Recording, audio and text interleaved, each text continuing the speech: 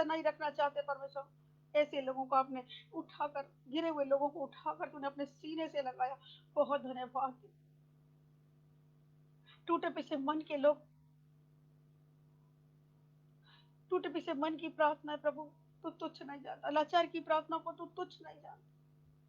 टूटे और पिसे मन के लोग ग्रहण योग्य रहते थे। दुनिया चाहे हमें निकम्मा समझे, बेकार समझे, लेकिन तेरी नजर में हम अनमोल और प्रतिष्ठित है। इस बात के लिए बहुत धन्यवाद देती हूँ। तूने जगत के मूर्खों को चुना के बुद्धिमानों को, संसार के बुद्धिमानों को शर्मिंदा कर। बहुत बार सुना था कि जिसका कोई नहीं उसका तो खुदा, लेकिन तेरे पवित्र नाम को जानकर यीशु मसीह समझ में आया कि जिसका कोई नहीं, सच में तो उनका खुदा। तेरा वचन भी कहता है, न बुद्धिमान अपनी बुद्धि पे घमंड कर, न धनवान अपने धन पे घमंड कर, न वीर अपनी वीरता पे घमंड करे। कोई घमंड करे तो इस बात पर कि वो मुझे जानता और समझता है। हाँ प्रभु, तुझे जानने के लिए तूने बुद्धि दी, तुझे समझने के लिए तूने बुद्धि दी, ज्ञान दिया, समझ दिया। और दुनिया का ज्ञान नहीं है, इतना दुख नहीं है, लेकिन तेरा ज्ञान तू हमें देता है परमेश्वर। वो समझ में आता है कि तेरे अलावा और कोई नहीं है हमसे प्यार करने वाला। तेरे प्यार को समझने के लिए प्रभु तूने जो बुद्धि दी, मैं धन्यवाद दी। कितना अद्भुत प्रेम है परमेश्वर तेरा, कि जब जब तेरे बच्चे पुकारते तो दौड़ा चला। संसार में कितने लोगों को पुकारो, कोई सुनने वाला नहीं होता परमेश्वर, लेकिन तू, जैसे कि लोग कहते बहुत दूर था, स्वर्ग में बैठा था और हम पृथ्वी पर थे, और तू कितनी जल्दी सुनता है, क्योंकि तू हमारे साथ ही रहता है। धन्यवाद दे तेरे उस वायदे के लिए, तू कभी ना छोड़ेगा ना कभी त्यागेगा, और जगत के अंत तक सदैव साथ रहेगा। इस बात के लिए धन्यवाद दे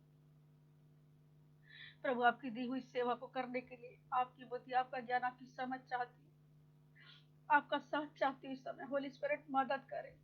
मेरा भरोसा मेरी तैयारी पे बिल्कुल नहीं है। बोलने वाले होंठ मेरे हों, लेकिन उसमें शब्द आपके हों। पवित्र आत्मा, आप अपने बच्चों को जो सुन रहे हैं, देख रहे हैं परमेश्वर, उनकी क्या जरूरत है परमेश्वर, उनके अकॉर्डिंग परमेश्वर उन्हें बेहतर तरीके से समझाएं और सिखाएं, और मुझे भी सिखाएं और गहरे प्रकाशन उतरने पाए। आज जो कुछ आप सिखाना चाहते हैं परमेश्वर, हम सीखना चाहते हैं आपकी देह की उन्नति के लिए, कलीसिया की उन्नति के लिए, और तमाम उन शैतान के जकड़ों को आजाद करने के लिए परमेश्वर। आज जो भी प्रकाशन आप देना चाहते हैं, जो भी वचन शेयर कराना चाहते हैं परमेश्वर, आप कराइए। आपकी सिद्ध इच्छा पूरी होने पाए हमारे बीच में। धन्यवाद देते राजा कि आप हमें सिखाने के लिए तैयार। पवित्र आत्मा, आप हमें यीशु के चरणों में लेके जाते हैं। मैं धन्यवाद यीशु को और करीब से जानने के लिए, समझने के लिए, हमारे साथ होने के लिए पिता बहुत धन्यवाद। और आगे का समय आपके हाथों में दे। आज अद्भुत चंगाइयां हो, अद्भुत छुटकारे हो, अद्भुत तरीके से वचन का प्रकाशन होता है जिसकी जरूरत है लोगों को आज। परमेश्वर, मैं घटूं और आप बढ़े वचन, जिससे सुनने वालों पे आशीष फले, बोलने वालों पे आशीष फले। और आज की मीटिंग, आज की सभा सच में फ्रूटफुल होने पाए। तुझ में किया कोई परिश्रम बेकार नहीं जाता परमेश्वर। आप हमारी पुकारते ही सुन लेते हैं, मांगने से पहले देते हैं परमेश्वर। आप अपने दास के वचन को पूरा करते हैं, अपने दूतों की युक्ति को सफल करते हैं परमेश्वर। होने दे कि आज का वचन 30 नहीं 60 नहीं वरन 100 गुना फल है, हजारों हजार गुना फल लेकर आए। और आपकी महिमा आप ही के हाथों में समर्पित करते हुए इस प्रार्थना को यीशु मसीह नासरी के नाम से मांगते। पिता, हमारी प्रार्थना को दया के साथ सुने और ग्रहण करना।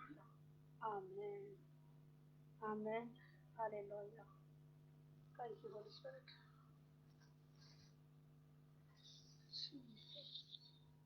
धन्यवाद करते हैं, प्रभु का धन्यवाद हो।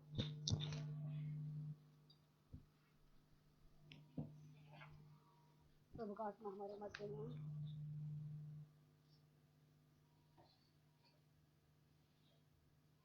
उसे वायदा किया, जहाँ दो या तीन उसके नाम से इकट्ठा होंगे उनके बीच में वो हाजिर रहेगा। हालेलुया। आइए हम स्तुति के साथ प्रभु की उपस्थिति हमारे बीच में है, और हम परमेश्वर के वचनों में जाएंगे। हालेलुया।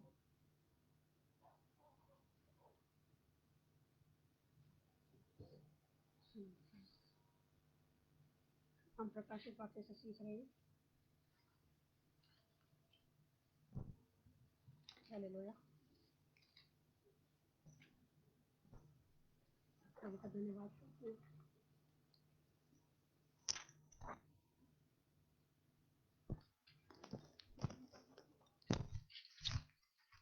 हालेलुया। हमने 7 कलीसियाओं के बारे में सीखा, हमने 7 तुरहियों के बारे में सीखा, हमने 1,44,000 लोगों के बारे में सीखा, हमने 2 गवाहों के बारे में सीखा। हमने बीच में ये 10वां अध्याय छोड़ दिया था। आज हम उस 10वें अध्याय से सीखेंगे जो कुछ छूट गया था। हालेलुया। क्योंकि तुरहियों के बारे में मैं सिखा रही थी, मैं चैप्टर वाइज नहीं जा रही थी, मैं वो साथ साथ करके जो भेद छुपे थे, अभी 7 कटोरे अभी जो और बचे हुए हैं, अभी उनको पढ़ना बाकी है। लेकिन उससे पहले जो कुछ वचन में लिखा हुआ है जो छूट गया था, हम उसको कवर करेंगे। हालेलुया। प्रकाशित वाक्य 10 से हम शुरू करेंगे आज। स्वर्गदूत और छोटी पुस्तक। तो आइए हम सब निकालेंगे प्रकाशित वाक्य का अध्याय 10वां अध्याय।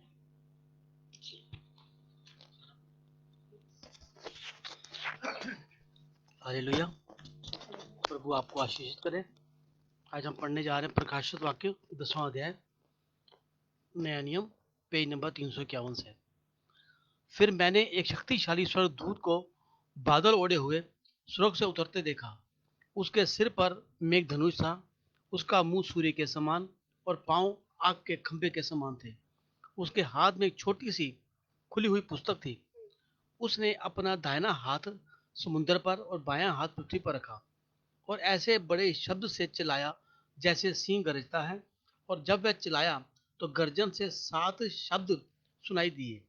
जब 7 गर्जनों का शब्द सुनाई दे चुका तो मैं लिखने पर था, पर मैं स्वर्ग से यह शब्द सुना, जो बातें गर्जन से उस 7 शब्दों में सुनी है वह गुप्त रख और मुझको मत लिख।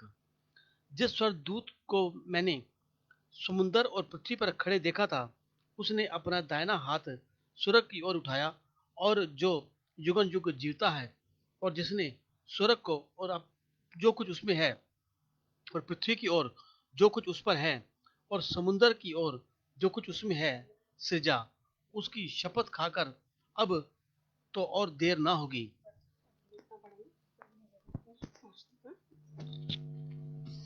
अभी हमने पढ़ा, इससे पहले हम जो तुरहियों को की जा रही थी, हमने तुरहियों को देखा। अभी वो चीज़ें नहीं हुई हैं, लेकिन जब ये होगा, लेकिन वो मैं विश्वास करती हूँ कि वो समय शुरू हो चुका है ना। शॉर्ट में परमेश्वर अपने मैसेज भेजना शुरू कर दिया है। लॉकडाउन का होना, कोरोना वायरस का आना, महारोगों का आना, विपत्तियों का आना, और ये टिड्डियों का आना, सब कुछ बाइबल में मेंशन है।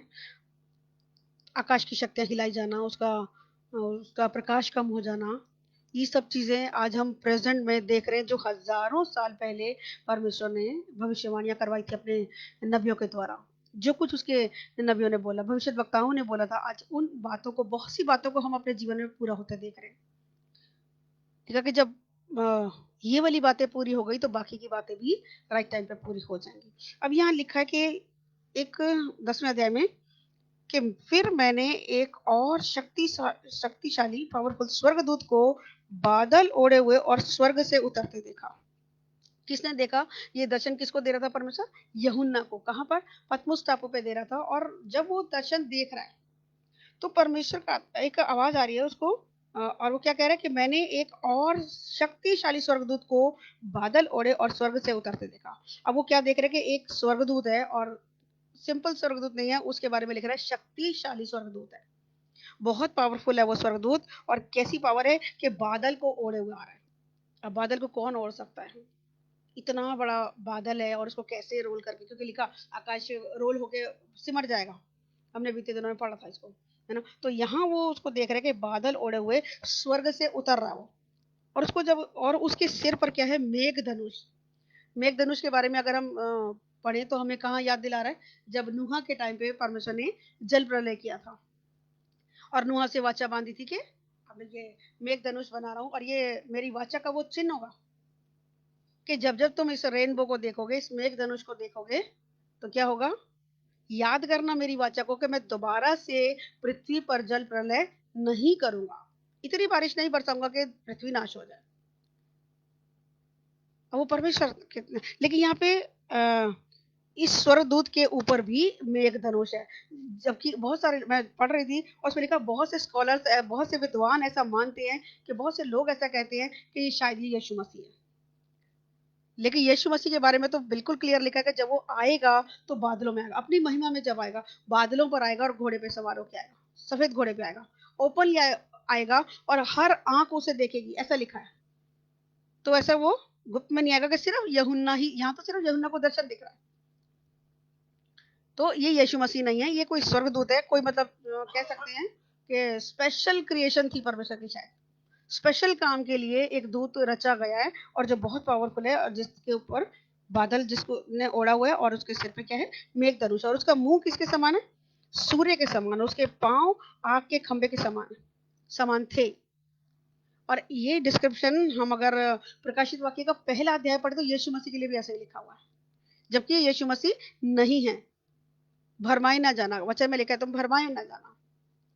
जब बहुत कलेश का टाइम होगा तो परमेश्वर अपने लोगों को तसल्ली देने के लिए, मैं सुन रही थी कहीं और पढ़ा भी कि परमेश्वर अपने लोगों को बैलेंस करने के लिए, कभी वो समय नहीं आया, अभी समय है, थोड़ा देर रखो कि तुम तसल्ली रखो। तो वो बैलेंस करने के लिए वो इस दूत को उसने भेजा कि तुम तसल्ली पाओ, अभी सब कुछ नाश नहीं हो रहा, अभी नाश होने के लिए बिल्कुल वो महाविपत्तियां जो अभी आनी है, जो क्रोध के कटोरे उंडेले जाने हैं। अभी मैंने आपको वो नहीं सिखाया, लेकिन उसके बारे में जब मैं पढ़ रही थी, उसको तैयार कर रही थी वचन को, तो उसमें लिखा इतनी भयानक विपत्तियां जो पृथ्वी पर इससे पहले कभी नहीं हुई और ना कभी होंगी, ऐसा लिखा उसके बारे में। मतलब वन टाइम एक्शन होगा, वो डायरेक्टली होगा जिसको पहले कभी किसी ने देखा ही नहीं है, और इतना टफ टाइम होगा कि मैं जैसे बार बार आपको बता रही हूँ कि लोग मौत मांगेंगे और मौत नहीं मिलेगी। तो यहाँ पर वो यूहन्ना देख रहे हैं उस चीज को, और लिखा कि उसके हाथ में, उसका चेहरा कैसा था, उसका मुंह सूर्य के समान और उसके पांव आग के खंभे के समान थे, लेकिन वो है स्वर्गदूत, ठीक है, याद रखना। और उसके हाथ में एक छोटी सी खुली हुई पुस्तक थी। उसने अपना हाथ, उसने अपना दाहिना पांव समुद्र पर और बायां पांव पृथ्वी पे रखा, ठीक है, और ऐसे बड़े शब्द से चिल्लाकर जैसे सिंह गरजता है। जब वो चिल्लाया तो गर्जन के 7 शब्द सुनाई दिए, और सातों शब्द पे, जब सातों गर्जन के शब्द सुनाई दे चुके तो मैं लिखने पर था। यूहन्ना लिखने पे था कि जो आवाज सुन रहा है पहले सुन लूं, उसके बाद मैं लिखता हूँ, क्योंकि परमेश्वर ने कहा था जो दर्शन मैं तुझे दिखा रहा हूँ उसको लिख ले, ठीक है। तो वो लिखने पर था, लेकिन तभी एकदम से आवाज आ रही है कि इन बातों को, जब गर्जन की आवाज हुई तब वो लिखने पर था। तब मैंने स्वर्ग से ये शब्द सुना कि जो बातें गर्जन के उन 7 शब्दों से सुनी है उन्हें गुप्त रख। कुछ बातों को परमेश्वर ने गुप्त रखा है, अभी तक इस बाइबल के अंदर उसको प्रकट नहीं किया, ठीक है। जो जो चीजें हमें बताने की थी परमेश्वर ने प्रकट कर दी है। लेकिन यहाँ यूहन्ना जो कुछ देख रहे हैं, परमेश्वर का आत्मा उसको कह रहे हैं यूहन्ना भाई को कि अभी जो तू सुन रहा है, 7 गर्जन के जो शब्द सुने उनको तू मत लिख, रुक जा, अभी गुप्त रख, और उसके और मत लिख, है ना।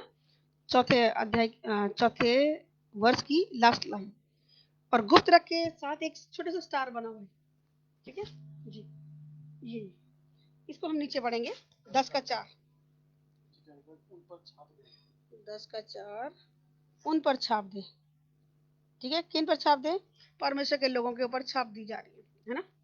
हमने पढ़ा था कि जब वो विपत्ति आ रही थी तो उसने क्या कहा था, अभी इनके ऊपर मत, 9 का ही, अगर देखो मेरे को सामने दिख रहा है 9 का 4, अगर हम पढ़े तो यहाँ लिखा हुआ है, पढ़ेंगे 9 का 4। हाँ, उनसे कहा गया, न पृथ्वी की घास को, न किसी हरियाली को, न किसी पेड़ को हानि पहुंचाए, केवल उन मनुष्यों को हानि पहुंचाए जिनके माथे पर परमेश्वर की मोहर नहीं है। केवल उनको, किसी भी चीज को, दोबारा पढ़ेंगे 9 का 4। उसने उनसे कहा गया कि ना पृथ्वी की घास को, ना किसी हरियाली को, ना किसी पेड़ को हानि पहुंचाए, केवल केवल केवल को जरा अंडरलाइन कर लेंगे हम सभी, केवल। यहाँ जब जो विपत्तियां गिरी जाएंगी, जो ओले गिरे जाएंगे, जो आग गिरेगी, जो गंधक गिरेगी, और जो विपत्तियां आएंगी, ये सबके ऊपर नहीं आएंगी। ध्यान देना इस बात पे, यहाँ लिखा है केवल उन लोगों पर। मतलब पर्टिकुलर कुछ लोग होंगे जो ढिठाई में रहेंगे, जो परमेश्वर की आज्ञा को नहीं मानेंगे, ये डायरेक्ट जाके उनके ऊपर गिरेंगे। क्योंकि यहाँ साफ लिखा है केवल उन मनुष्य को हानि पहुंचाए जिनके माथे पर परमेश्वर की मोहर नहीं है। तो ये दाएं बाएं गिरने वाली नहीं है। मत सोचना के ऊपर से आ रही है, अरे हम तो बच जाएंगे, हम तो इधर घुस के छुप जाएंगे, हम तो वहीं छुप जाएंगे। जहां पर भी छुपे हो वहीं पे आके वो चीज गिरेगी। बड़ी भयानक बात होगी, है ना। अगर परमेश्वर कुछ काम करने पे आए, एक जगह लिखा है उत्पत्ति में कि यदि वो कोई काम करना चाहे तो क्या उसके लिए कोई काम कठिन है? क्या जवाब होगा हमारा? नहीं।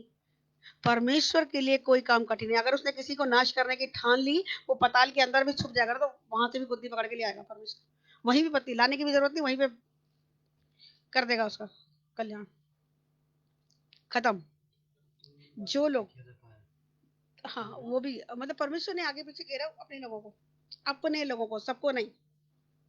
जितने उसकी ओर ताकने वाले हैं, वचन में लिखा है भजन संहिता 34 में कि परमेश्वर के डरवैयों के चारों ओर, हर किसी के चारों ओर स्वर्गदूत नहीं है, परमेश्वर के डरवैयों के चारों ओर उसके दूत छावनी किए रहते हैं, बॉडीगार्ड की तरह। दुनियावी बॉडीगार्ड रखने की शायद हमें लगता है हमारी औकात नहीं है, लेकिन हमारी औकात से बढ़कर अब हम राजाओं के राजा के बेटे और बेटी हैं, और हमारी सुरक्षा भी हमारे पिता की चिंता है, उसको चिंता है। हम अपनी चिंता आप नहीं कर पाते इतनी। 34:10 में लिखा है कि यहोवा के डरवैयों को, यहोवा के डरवैये, और दो बातें लिखी, दो जवान सिंहों को घटी हो सकती है और वो भूखे भी रह सकते हैं, परंतु यहोवा की खोजियों को और उसके डरवैयों को, दोनों के लिए लिखा गया। ना तो उसके खोजियों को घटी होगी और ना ही उसके डर रखने वाले लोगों को घटी होगी, बल्कि उनके चारों तरफ परमेश्वर के स्वर्गदूत छावनी करेंगे। छावनी मतलब डेरा करके रखेंगे। क्यों डेरा करके रख रहे हैं?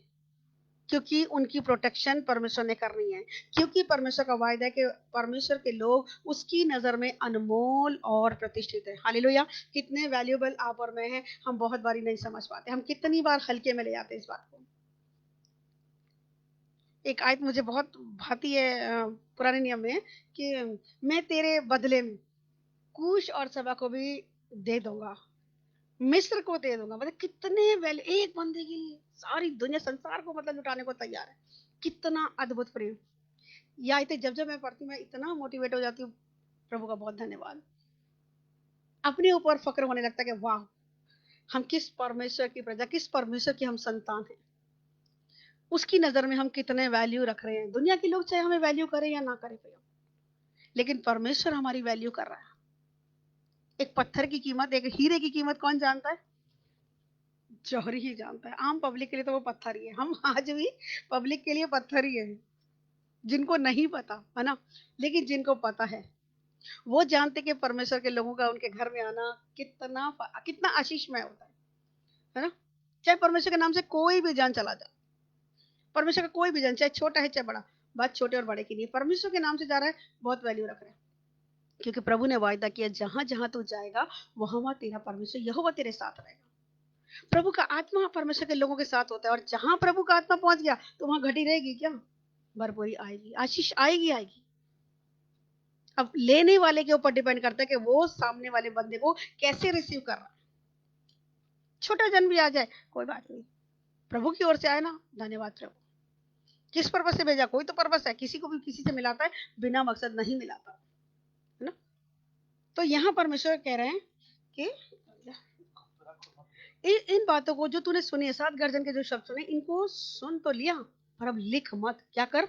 इसको गुप्त रख। क्यों गुप्त रख? क्योंकि कुछ उसका प्रयोजन है, उसका कुछ उद्देश्य है। और क्या उद्देश्य है वो हम आगे अगले टाइम में पढ़ेंगे, ठीक है। और क्या कह रहे हैं?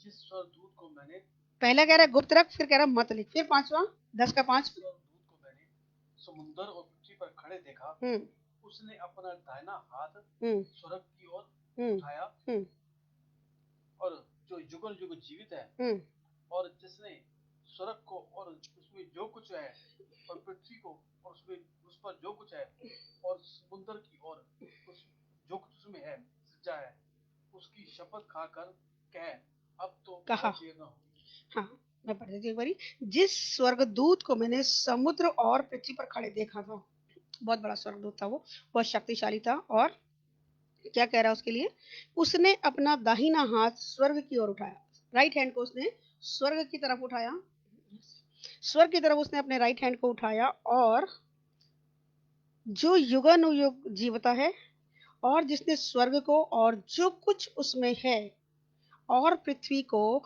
और जो कुछ उस पर था, कहाँ पर, जो स्वर्ग में था और जो पृथ्वी पर था, और समुद्र को और जो कुछ उसमें है सृजा, आकाश में, पृथ्वी पर और जल जंतुओं में जो कुछ भी है जिसको परमेश्वर ने क्रिएट किया, उनको कह रहा है, उसी की शपथ खा के कह रहा है, उसको नहीं कह रहा, उसी की शपथ खा के कह रहा है जिसने ये सब चीजें बनाई हैं।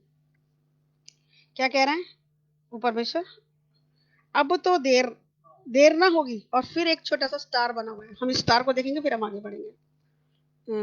छठा 10 का 6 लास्ट में लिखे, यह समय ना होगा, लिखे समय न होगा।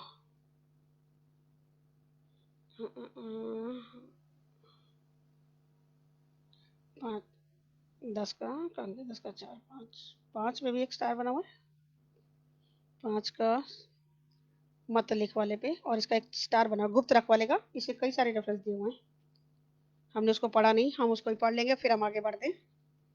10 के 5 में 5 के लिखा है, 5 से 7 के लिए निर्गमन 20 का 11 लिखा है, हम पढ़ देंगे इसको भी। निर्गमन जी, निर्गमन 20 11, निर्गमन 20 11 और व्यवस्था विवरण 32 का 40। निर्गमन 20 का 11, क्योंकि 6 दिन में यहोवा ने आकाश और पृथ्वी और समुद्र और जो कुछ उसमें है सब कुछ बनाया, 7वां दिन विश्राम किया, इस कारण यहोवा ने विश्राम को आशीष दी और यह दिन पवित्र ठहराया। बस व्यवस्था विवरण 32 का 40, व्यवस्था विवरण 32 का 40, डैनियल 12 7 निकाल के रखो।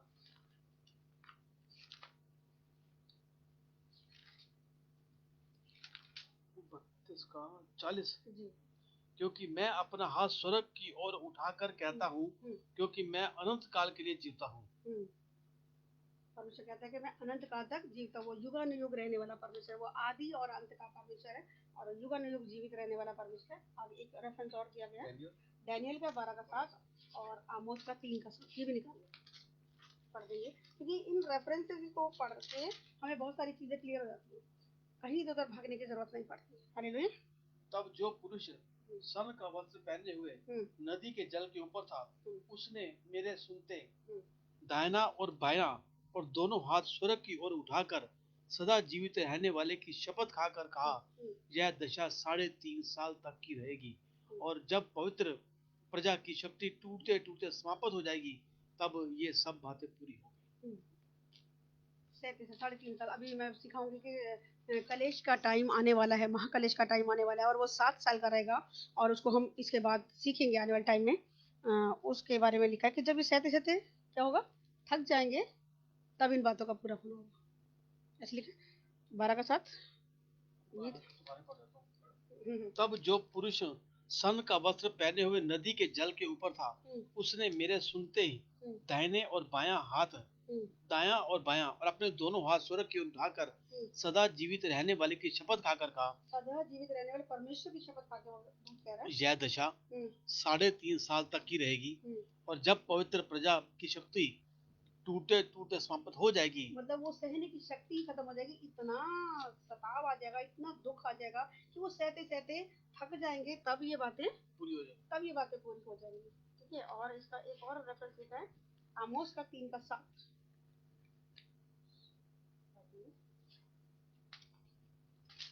इनका साफ और इनका नहीं, हाफ इनका साफ। जी। इस प्रकार प्रभु यहोवा अपने दास भविष्यवक्ताओं पर अपना मर्म बिना प्रकट किए कुछ न करेगा। परमेश्वर अपने दासों पर अपना मर्म प्रकट किए बिना कुछ भी नहीं करेगा। तो यहाँ भविष्यवाणियां हो रही हैं कि आने वाले टाइम में ऐसा मुश्किल टाइम आने वाला है, इतना सताव आ जाएगा कि लोग सहते सहते उसको थक जाएंगे और खत्म हो जाएंगे। बहुत सारे लोग, जब वो विपत्ति आएंगी, और केवल वो लोगों के ऊपर जिनके ऊपर परमेश्वर के वचन की छाप नहीं है, परमेश्वर की मुहर नहीं है, उन लोगों के लिए टाइम होगा। जो परमेश्वर के साथ चलने वाले लोग हैं, उन्हें डरने की कहीं पर भी जरूरत नहीं है। मैं बार बार इस बात को बता रही हूँ। परमेश्वर के वचन के साथ चलना आपके और मेरे लिए बहुत भला है, क्योंकि उसका वायदा है कि जब पृथ्वी पर परीक्षा के लिए परीक्षा आएगी, तो सताव आएगा, उसके परखे जाने के लिए, उस टाइम तेरे धीरज के वचन को, जो तूने मेरे धीरज के वचन को थामा है, तब उस समय तुझे उसके कारण बचा लूंगा। आज जो आप और मैं सताव को सह रहे, चाहे वो घर की तरफ से आ रहा है, कहीं से बाहर से आ रहा है, किसी भी तरीके का है, जो दुख झेल रहे हैं लोग, और अगर इस कारण वो चुप है कि चलो परमेश्वर ने कहा है, चलो हालत तो बदलेंगे एक दिन, चुप करके अगर वो सह रहे उन बातों को, तो ये सहना, मैं बता रही हूँ आपको, बेकार नहीं जाने वाला। परमेश्वर हमें इसका रिवॉर्ड देने वाला है। और आज भी आप और मैं अगर बचे हुए हैं इन परिस्थितियों से, तो इसका कारण ये है कि हमने परमेश्वर के धीरज के वचन को थामा हुआ है।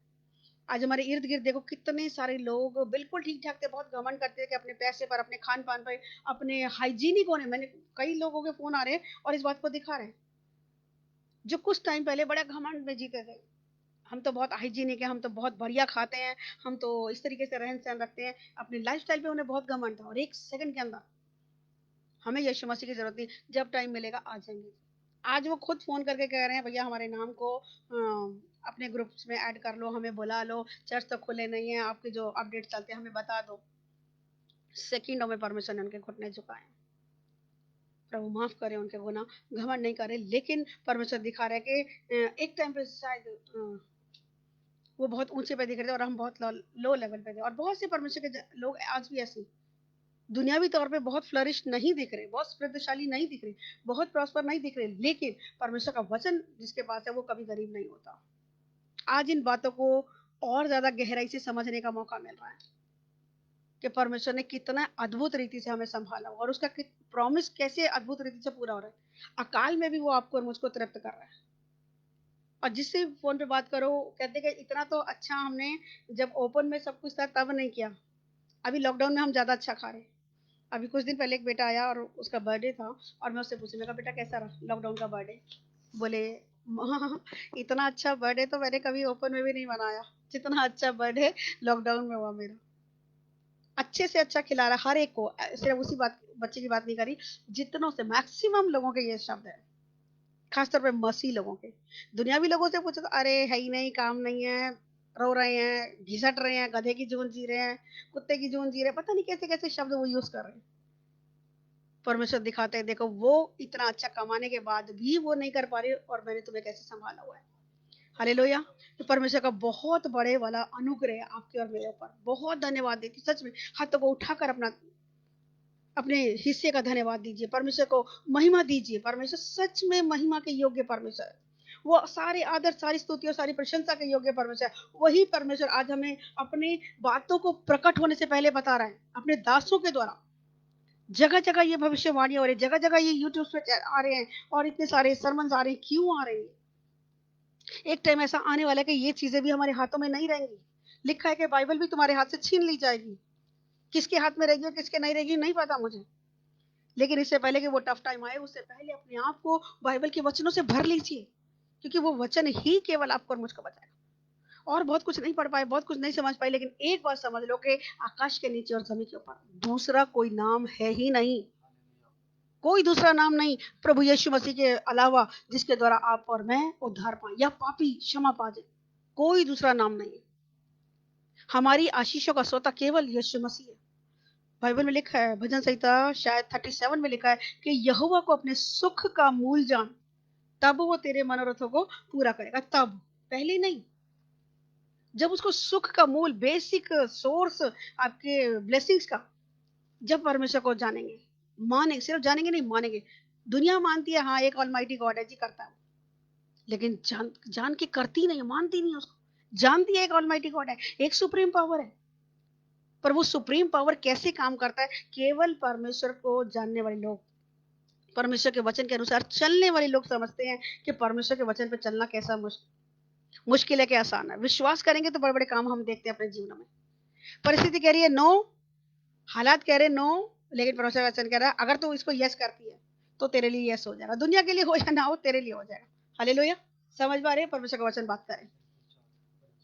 परमेश्वर का वचन जीवित है, वो बात करता है, हमारे विश्वास को इंक्रीज करता है, हमारी फेथ को बढ़ाता है। बाइबल कहती है विश्वास करने वालों के लिए सब कुछ संभव है ना।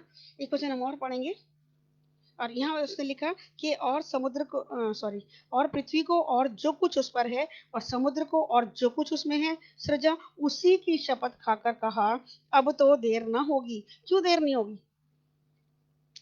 क्यों देर नहीं होगी? किस बात पे देर नहीं होगी? हमने बीते दिनों में पढ़ा था, अगर याद हो किसी को, कि जब पांचवी तुरही शायद फूकी जा रही थी, पांचवी सील खोली जा रही थी, तब पृथ्वी के नीचे परमेश्वर के लोग जो वध किए जाते, जो मेमने की गवाही के कारण,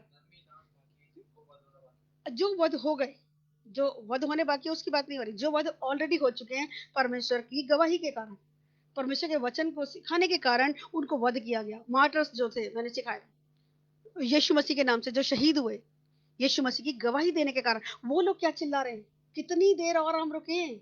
याद है? अभी थोड़े दिन पहले सिखाया, कितनी देर और हम रुके, कितना और इंतजार करें? तो प्रभु ने उनको क्या कहा था? बस थोड़ी देर और। ये तुम्हारे और भाई है जो शहीद होंगे ना, गवाह आएंगे, ऐसे ऐसे और कुछ लोग आने बाकी हैं, लेकिन अब उन बातों की शुरुआत हो गई है। पांचवी मोहर में था, पृथ्वी के नीचे 4 मोहरों में तो हमने 4 घोड़े देखे थे, याद है? पहले 4 जो सील्स खुली थी उसमें 4 घोड़े देखे थे, लेकिन 5वीं सील जब खुली थी उसमें पृथ्वी के नीचे कुछ लोग जो उनके शव जो दबे हुए थे वो चिल्ला रहे थे। अगर निकाला हुआ तो पढ़ देंगे। जब उसने पांचवी मोहर खोली, ये 6वीं आयत को मैं आपको क्लियर कर रही हूँ जी। जब पांचवी मोहर खोली जी तो मैंने वेदी के नीचे, कौन से चैप्टर का? 6 का 4 का? प्रकाशित वाक्य 6 का 9। प्रकाशित वाक्य 6 के 9 में ये बात लिखी हुई है। जब उसने पांचवी मोहर खोली तो मैंने वेदी के नीचे उनके प्राणों को देखा, जो परमेश्वर के वचन के कारण और गवाही के कारण जो उन्हें दी थी वध किए गए थे। उन्होंने बड़े शब्द से पुकार कर कहा, हे स्वामी, हे पवित्र और सत्य, तू कब तक न्याय ना करेगा? कब तक न्याय ना करेगा? उनका लहू पुकार रहा है, जैसे हमने उत्पत्ति में पढ़ा था, हाबिल का लहू पुकार रहा है, प्रभु मेरा न्याय चुका। अब यहाँ इतने सारे लोग हैं, वहां तो अकेला एक हाबिल था, यहाँ इतने सारे लोग हैं और वो क्या चिल्ला रहे हैं, प्रभु तू कब तक न्याय नहीं करेगा? कब तक देरी करेगा? कितना टाइम हमें यहाँ पे रहना पड़ेगा? तो परमेश्वर यहाँ 10वें अध्याय की 6वीं आयत में आखिर में कह रहा है कि अब तो और देर नहीं होगी। हालेलुया। परमेश्वर का काम शुरू हो चुका है, और ये काम शुरू होने के ही साइन हम देख रहे हैं।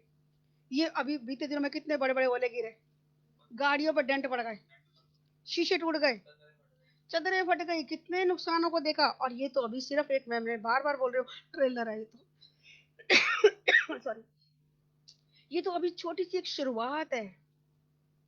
साइन दे रहा है परमेश्वर के अभी भी सुधर जाओ। ये सिर्फ एक छोटी सी बात है, 0.1% भी नहीं है, मैं बता रही हूँ। अभी तो इससे कहीं ज्यादा गुना कलेश आने वाले हैं, और ये शैतान नहीं भेज रहा, इस बात को मैं बोल रही हूँ। परमेश्वर का क्रोध आज्ञा ना मानने वालों पे भड़कने पर है। तो अभी भी अगर आज्ञा पालन में नहीं थे तो अपने आप को करेक्ट कर लीजिए। परमेश्वर का वचन आपसे और मुझसे दोनों से बात कर रहा है। परमेश्वर का वचन 2 धारी तलवार से भी ज्यादा चौका है। अगर मैं आपको बोल रही हूँ तो ये वचन मेरे लिए भी उतना ही जरूरी है। मुझे भी और करेक्ट होना है और आपको भी और करेक्ट होना है, क्योंकि डे बाय डे हम जानते हैं कि हम प्रति पल कुछ ना कुछ गलतियां करते हैं। एवरी सेकेंड एवरी मोमेंट हम कुछ बो रहे हैं, कुछ अच्छा कुछ बुरा। अच्छा बोरे, जो बोया तो काटेंगे, कहीं बुरा अगर बोया गया तो प्रभु से प्लीज माफी मांगे। आज परमेश्वर से अपने रिश्तों को ठीक कीजिए। परमेश्वर, मुझे पता है तेरे देने में देरी नहीं है, तेरे काम करने में कमी नहीं है, मेरे लेने में कमी आ रही है। क्या ऐसी बात है? कौन सी ऐसी रोकने वाली बात है? कौन सी उलझाने वाली बात है? इब्रानियों का प्रभु मुझे याद दिला रहा वचन, इब्रानियों 12 में लिखा है, शायद 2 में, हर एक रोकने वाली और उलझाने वाली बात है। इब्रानी 12 पढ़ देंगे हम। कोई भी बात अगर परमेश्वर से हमें दूर कर रही है, ये परमेश्वर की प्रेजेंस में आने से रोकती है, या परमेश्वर के कामों को करने से रोकती है, या परमेश्वर के जीवित वचन पे भरोसा करने से रोकती है, ऐसी बातों को, ऐसे लोगों को थोड़ा दूर रखो।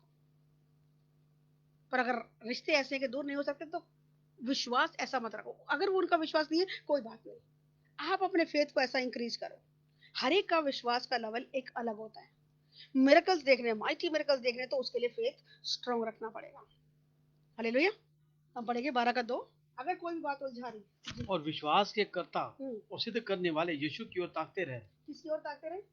विश्वास के कर्ता और सिद्ध करने वाले, परफेक्ट बनाने वाले परमेश्वर यीशु मसीह की ओर ताकते रहिए, जिसने उस आनंद के लिए जिसने उस आनंद के लिए जो उसके आगे धरा था, जो उसके आगे धरा था, लज्जा की कुछ चिंता ना करके लज्जा की कोई चिंता नहीं करके क्रूस का दुख सहा। क्रूस का दुख था। क्रूस की मौत कितनी दर्दनाक होगी। कितने लोग उसका मजाक उड़ा रहे होंगे।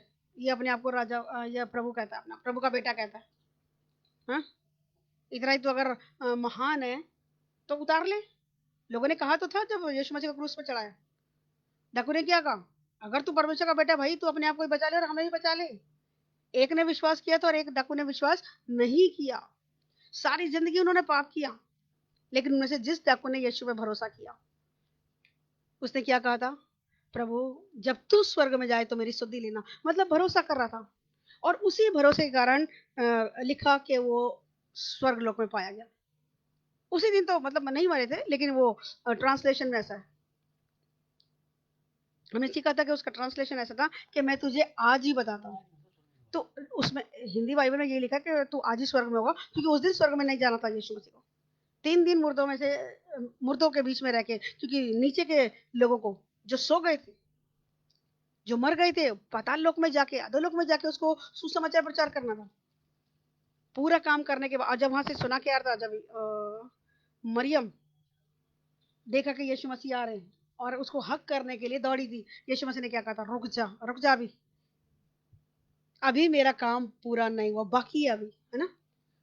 उसको हक करने नहीं दिया। क्यों? क्योंकि काम पूरा नहीं हुआ था उस समय पर।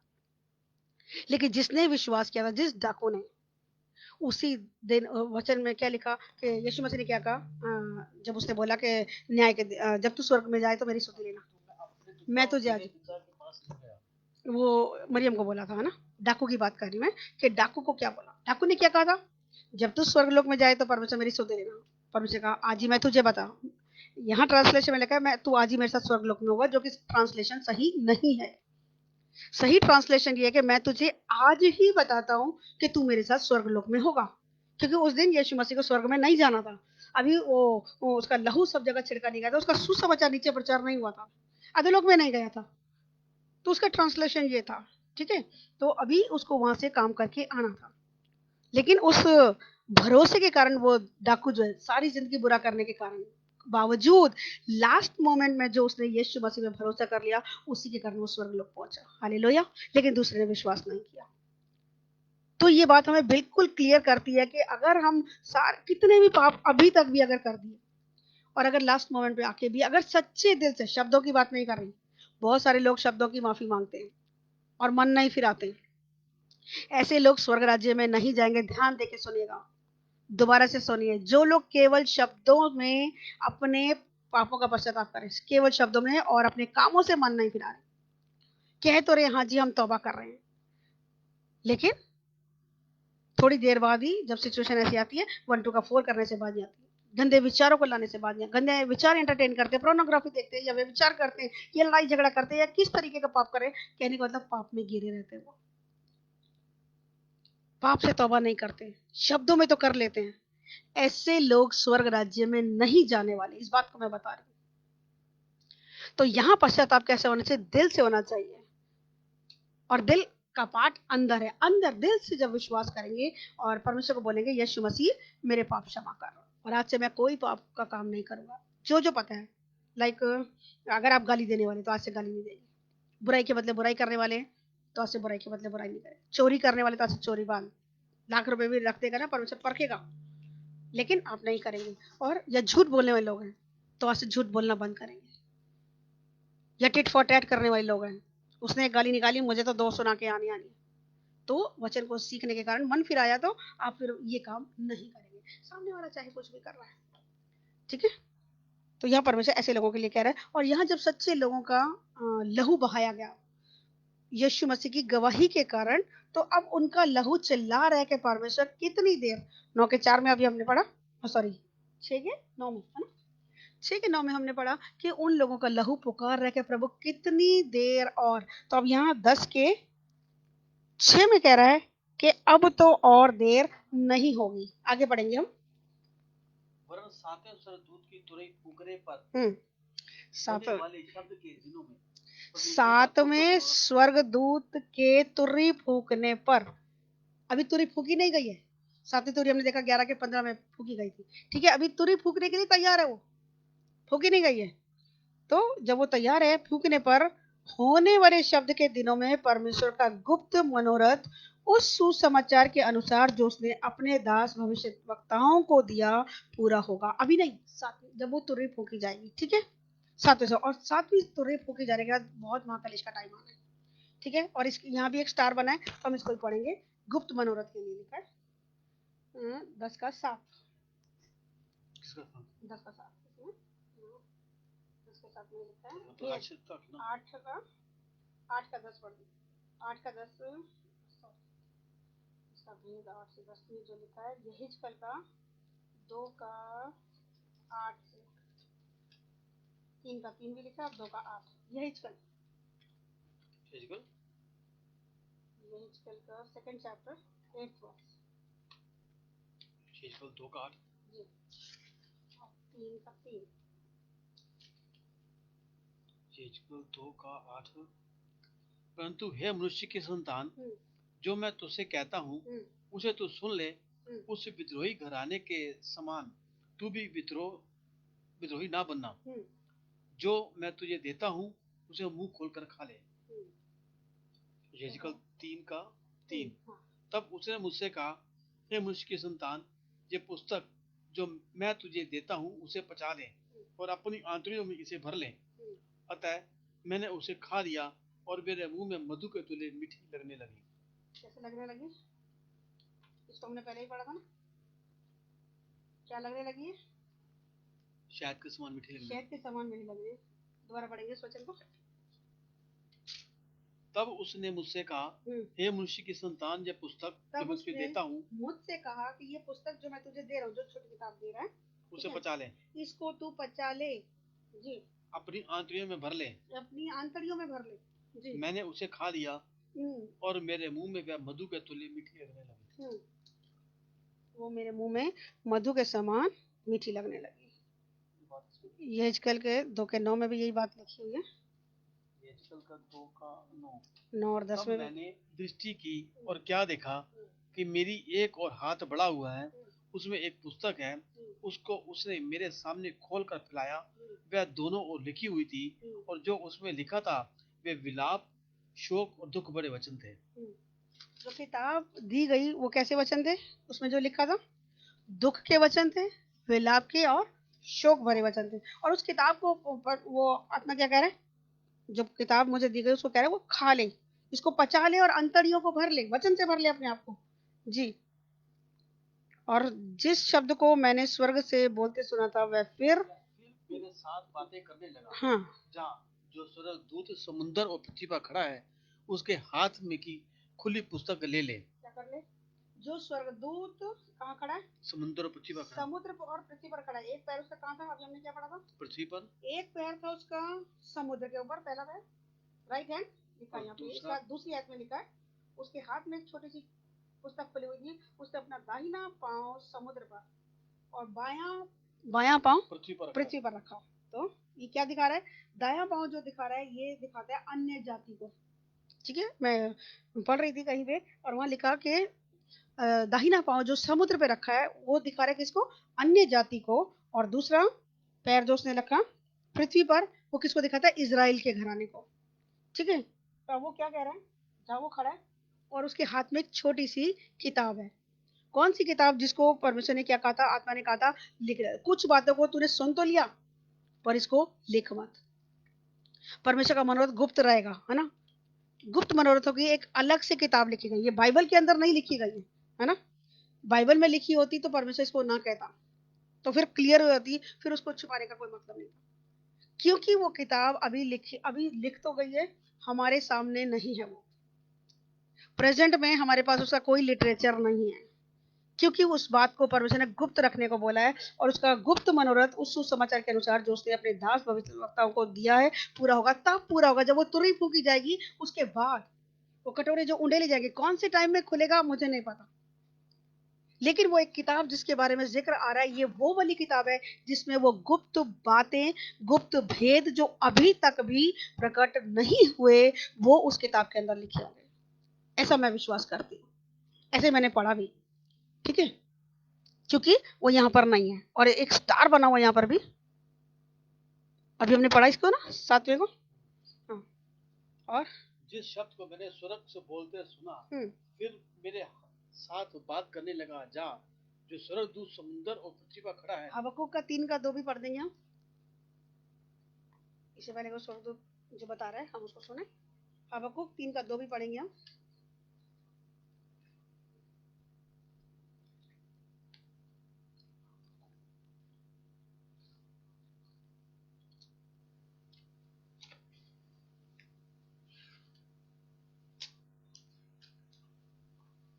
हबक्कुक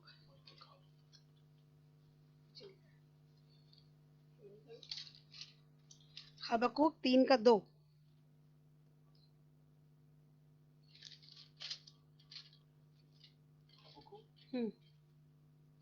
हाँ, 3:2, 3:2 इधर होगा,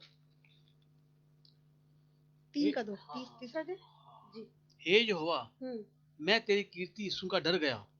हे यहोवा, वर्तमान युग में अपने काम को पूरा कर, इस युग में तो तू उसको प्रकट कर, क्रोध करते हुए भी दया का स्मरण कर। दया करना स्मरण कर, उस स्वर्गदूत को जिसको हमने लिखा कि वो बड़ा शक्तिशाली था, है ना, तो यहाँ परमेश्वर का आत्मा कह रहा है कि तू उसमें क्या कर, अभी हमने क्या पढ़ा, क्रोध तो करना पर साथ साथ दया करना, ठीक है, विपत्ति तो आएगी लेकिन परमेश्वर के लोगों को बचा के रखेगा, वो मौका देगा, और जो लोग अन्य जाति के हैं जो विश्वास नहीं कर रहे, क्रोध तो आएगा उनके ऊपर, लेकिन एक चांस देगा वहां पर परमेश्वर उनको कि तुम आज भी अगर मन फिरा लेते हो तो तुम्हें ये वाली जो भारी विपत्ति आने पर है उससे परमेश्वर बचा लेगा, क्योंकि वचन ऐसा कह रहा है, हबक्कुक 3:2 में साफ ऐसा कह रहा है कि तू क्रोध तो कर, क्रोध करते हुए भी दया करना स्मरण कर, याद रखना, इस स्वर्गदूत को परमेश्वर ने आज्ञा दी थी, क्रोध तो करियो तो ऐसे लोगों पर क्रोध कर, प्यारा जाके उड़ेल,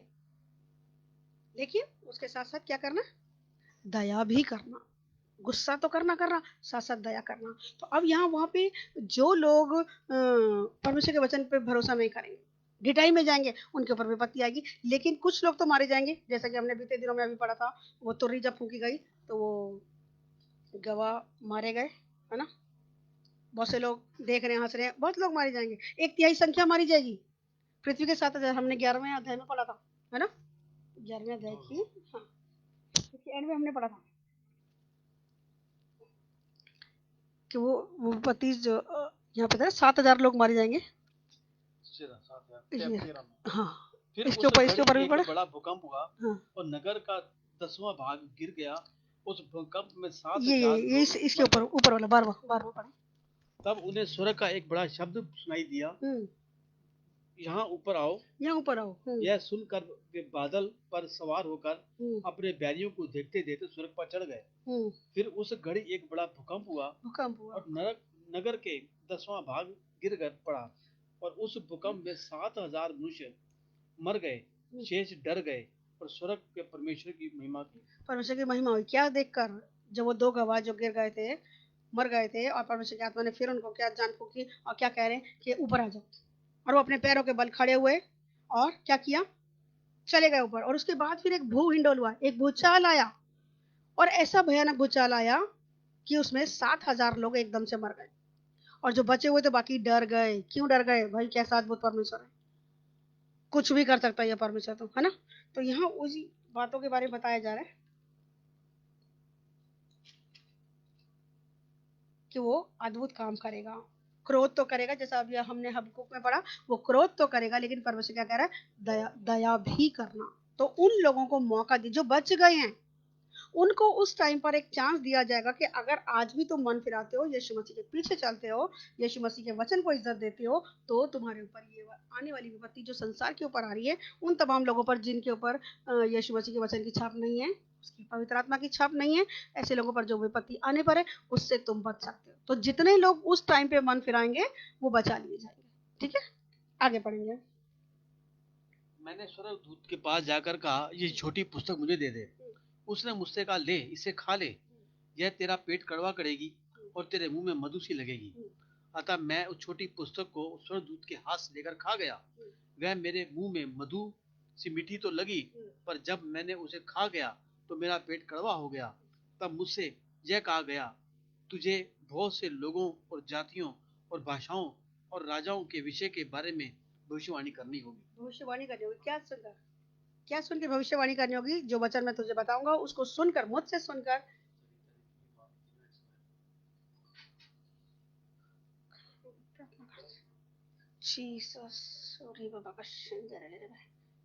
इस वचन को करके और हम एक अर्जेंट प्रार्थना करेंगे। ठीक है, रोमियो 11 के 25 में लिखा है, पढ़ेंगे।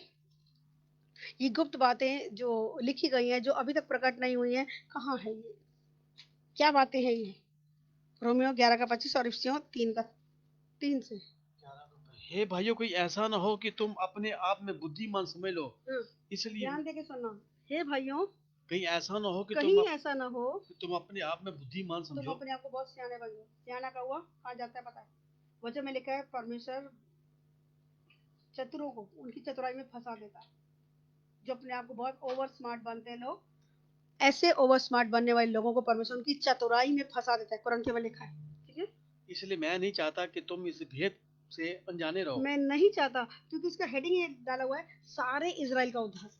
ठीक है, इजराइल का उद्धार करने के लिए परमेश्वर ने आना है। और जब तक अन्य जातियां पूरी रीति से प्रवेश ना कर लें, तब तक इजराइल का एक भाग ऐसा ही कठोर रहेगा। जी, क्यों ये सब चीजें हो रही हैं? एक पैर उसका कहाँ था? समुद्र में था, और दूसरा पैर कहाँ था? पृथ्वी पर था। और उसका जो राइट पैर था वो किसको दिखा रहा है? अन्य जाति को दिखा रहा है, और दूसरा दिखा रहा है इजराइल को। अब इजराइल के लोग जो कठोर हुए, किस लिए हुए? यह एक भेद छुपा हुआ है।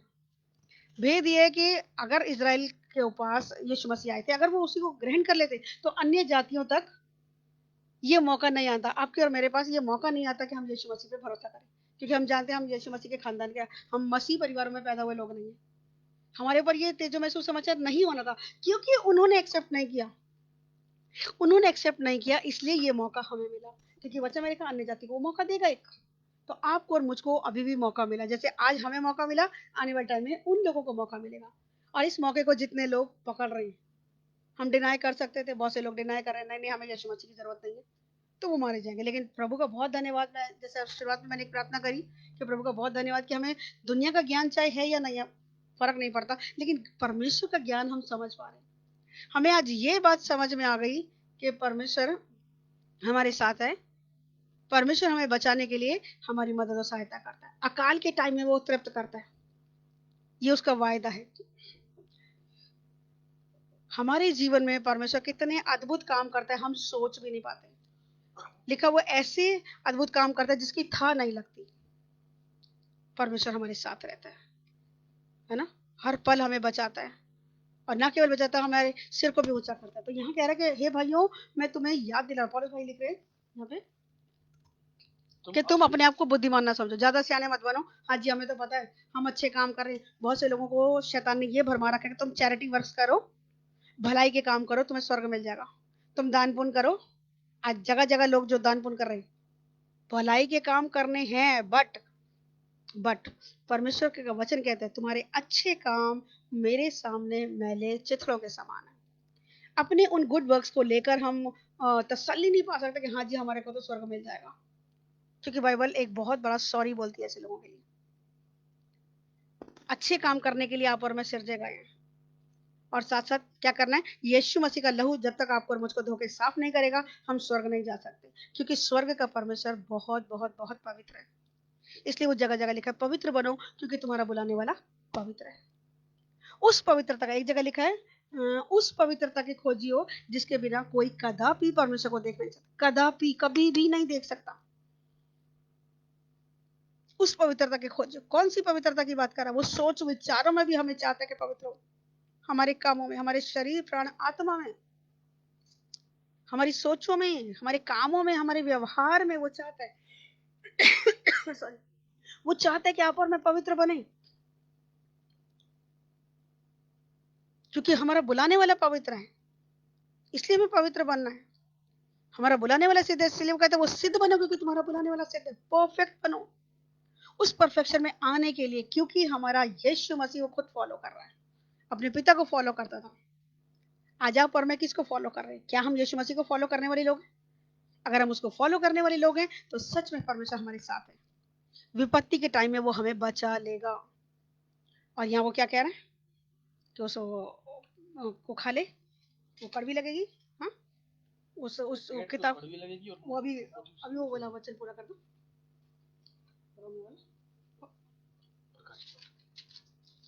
रोमियो का जब मैंने बोला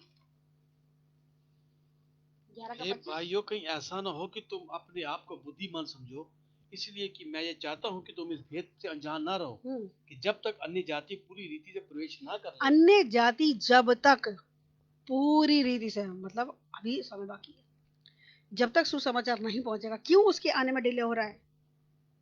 इसीलिए कि हर किसी को मन फिराव का मौका मिले।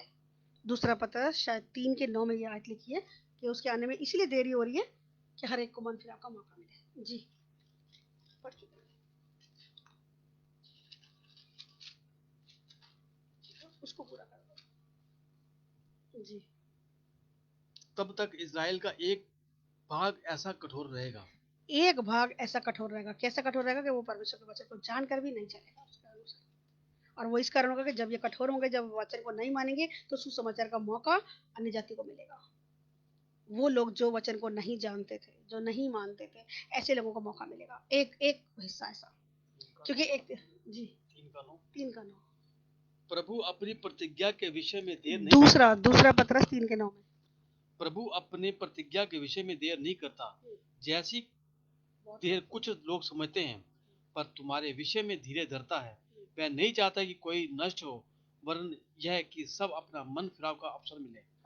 हर किसी को मन फिराव का मौका मिले, ऐसा वो चाहता है। इफ्सियों का 3:3 पढ़ देंगे। इफिशियंस 3rd चैप्टर 3 जी। अर्थात यह कि वह भेद मुझ पर प्रकाशन के द्वारा प्रकट हुआ, वो भेद मुझ पर प्रकाशन के द्वारा उत्पन्न हुआ। जी जैसे मैं पहले ही संक्षेप में लिख चुका हूँ, जिससे तुम पढ़कर जान सकते हो कि मैं मसीह के द्वारा यह भेद यहाँ तक कि समझता हूँ, जो अन्य समयों में मनुष्यों की संतान को ऐसा नहीं बताया गया था। ऐसा नहीं बताया गया था, क्योंकि कुछ बातों को क्या लिखा है यहाँ पे? गुप्त रख, गुप्त मनोरथ है इनका, कुछ गुप्त उद्देश्य है जिसको प्रभु अभी प्रकट नहीं कर रहा। तो उन बातों को यहाँ लिखा है, क्या लिखा है? कि ये भेद, मसीह का वो भेद कहाँ तक, सॉरी पढ़कर, जिसे तुम पढ़कर जान सकते हो कि मैं मसीह का वह भेद कहाँ तक समझता हूँ, जो अन्य समयों में मनुष्यों की संतानों को ऐसा नहीं बताया गया था, जैसा कि आत्मा के द्वारा अब उसके पवित्र प्रेरितों भविष्यवक्ताओं पर प्रकट किया गया। अब प्रकट किया जा रहा है, ठीक है, आने वाले टाइम के लिए। पहले नहीं बताया गया था, पहले नहीं लिखा गया था, और इस गुप्त भेद को क्योंकि लिखा ही नहीं गया तो कौन समझेगा? इतने तो अभी अंतर्यामी नहीं हुए, इतने तो अभी डेडिकेटेड नहीं हुए लोग, है ना, कि वो बिना लिखी हुई बातों को ही नहीं पूरा पकड़ पाते। तो जो चीजें लिखी ही नहीं है तो उसको कैसे समझेंगे? लेकिन एक बात लिखिए कि वो भविष्य वक्ताओं और क्या लिखा था? प्रेरितों में, उसके पवित्र प्रेरितों और भविष्य वक्ताओं पर प्रकट किया गया है। आगे पढ़ेंगे। अर्थात इसको और क्लैरिफाई करने के लिए, अर्थात यह कि मसीह यीशु में सुसमाचार के द्वारा अन्य जाति लोग मिरास के साझी और एक ही देह में दे गए प्रतिज्ञा के भागी हो जाए। क्या लिखा है? अर्थात ये वो कि सॉरी अर्थात ये कि मसीह यीशु में सुसमाचार के द्वारा, सुसमाचार क्या है? यीशु मसीह मेरे लिए मारा गया, मेरे लिए गाड़ा गया, और मेरे लिए ही तीसरे दिन मुर्दों में से जी उठा। ये सुसमाचार है कि आज भी आपको और मुझको एक होप है, एक उम्मीद है कि हमारी परिस्थितियों में हमारा परमेश्वर हमारे साथ है, हमारी परिस्थितियों को बदलने की सामर्थ्य रखता है। ऐसा विश्वास हमें होना चाहिए। परिस्थिति कह रही है नो, पर परमेश्वर का कह रहा है अगर तू विश्वास करे ये यस हो जाएगी तेरे लिए हो जाएगी, दुनिया के लिए हो या ना हो, तेरे लिए हो जाएगी। समझ रहे? यस, उसका हर एक वायदा हाँ और आमीन में पूरा होगा। हालेलुया। हम गवाही के साथ खड़े होंगे। सुसमाचार के द्वारा अन्य जातियां सुसमाचार के द्वारा अन्य जातीय लोग मीरास में सांझी। मीरास मतलब प्रॉपर्टी। परमेश्वर की प्रॉपर्टी क्या है? जो कुछ परमेश्वर ने बनाया उसके हकदार आप हैं। हर माता पिता की प्रॉपर्टी में बच्चों का हक होता है। तो अब पिता की प्रॉपर्टी की तो पूरे ब्रह्मांड को रचने वाला हमारा बाप है। ऐसे मतलब करोड़पति खरबपति हमें तो गिनती में नहीं आती, उससे ज्यादा तो हमें नहीं आता। ऐसे बाप की संतानें हैं हम। और अगर बाप के साथ रिश्ता ठीक है तो उसकी प्रॉपर्टी में मिरास मिलनी ही मिलनी है। हालेलुया। चंगाइयाँ, सामर्थ, छुटकारे, ये हमारा अधिकार है। प्रॉस्पेरिटी ये हमारे मिरास का हिस्सा है। वारिस जिसको कहते हैं, मिरास मतलब हम उसके वारिस हैं।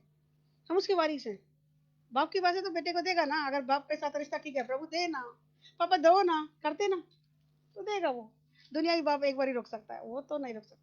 अगर उसने देखा हम अगर टाइम टू टाइम धीरज के वचन को थामे, उसके वचन के साथ चल रहे, तो कभी भी हमें अन्याय, हमारे साथ अन्याय नहीं होने देगा।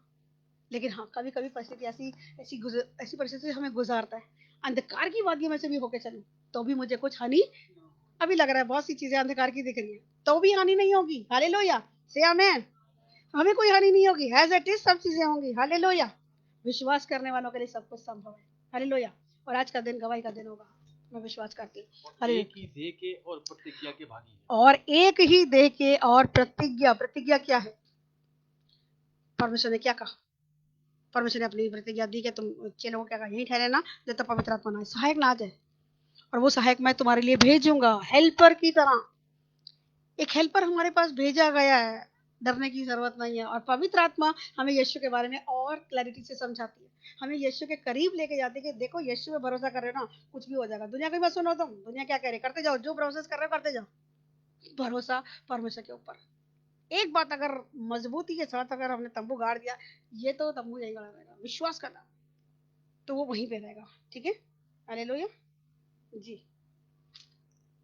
और उसके विषय में देर नहीं होगी। कुलुस्सियों का 2:3 हम और पढ़ेंगे, क्योंकि उसमें लिखा है कि बुद्धि और ज्ञान के भंडार उसी में छुपे हैं। इसका 4:3 पढ़ा, 2:3 मैंने बता दिया। बुद्धि और ज्ञान के भंडार हमारे परमेश्वर के पास है। बुद्धि, और बुद्धि कहाँ से आती है? परमेश्वर का भय मानना बुद्धि का आरंभ है। अगर हम परमेश्वर का डर रखते हुए अपने आज्ञा पालन में सही चल रहे, मान लिया गलती हो गई, ओके प्रभु हो गई, मान लिया, वचन में तूने तो लिखा ना, तूने हमारे पापों के अनुसार ना हमें व्यवहार किया, साफ लिखा है। और अपने बड़े नाम के निमित्त वचन में लिखा है, ये शायद में लिखा है, मैं अपने बड़े नाम के निमित्त क्या करूंगा? तेरे पापों को अपनी पीठ के पीछे फेंक दूंगा और उन्हें याद भी नहीं करूंगा। हम याद करते हैं, हमारा खुदा याद नहीं करता। हालेलुया। गलतियां हो भी गई तो भी आज अगर सच्चाई से मन फिराते हो तो मैं कह रही हूँ गारंटी के साथ चमत्कार हमारे हाथ में। चमत्कार हमारे पीछे पीछे भागेंगे। वो हमारा एड्रेस पूछेंगे, भैया किधर है वैसे लो। हमें हमें आना है इनके पास। हमें पता भी नहीं होगा। बहुत सारे काम मेरे जीवन में ऐसे हुए, बहुतों के जीवन में ऐसे हुए, पता नहीं था कैसे वाला मिरेकल हो जाएगा। बस वचन को थाम रखा था। दुनिया कह रही है नो जाओ भैया, मेरे लिए तो मेरा यीशु करेगा। और बहुत बार हजारों बार परमेश्वर ने ऐसा किया। और सच में उसकी कृपा को आज मैं देखती हूँ अपने जीवन में। जब से यीशु के नाम पे भरोसा किया, उसकी कृपा को देख रहे। 4:3 एक और पढ़ेंगे, बंद कर। हाँ,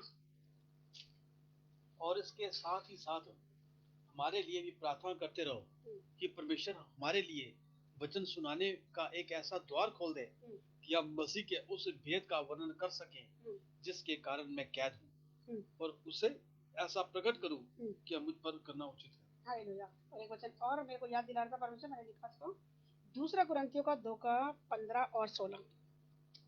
जैसा कि अभी हमने एक वचन पढ़ा कि जब इस पुस्तक को खाएंगे तो क्या करेगा? ये मेरे मुंह में तो मीठी लगेगी, लेकिन पेट में क्या लगेगी?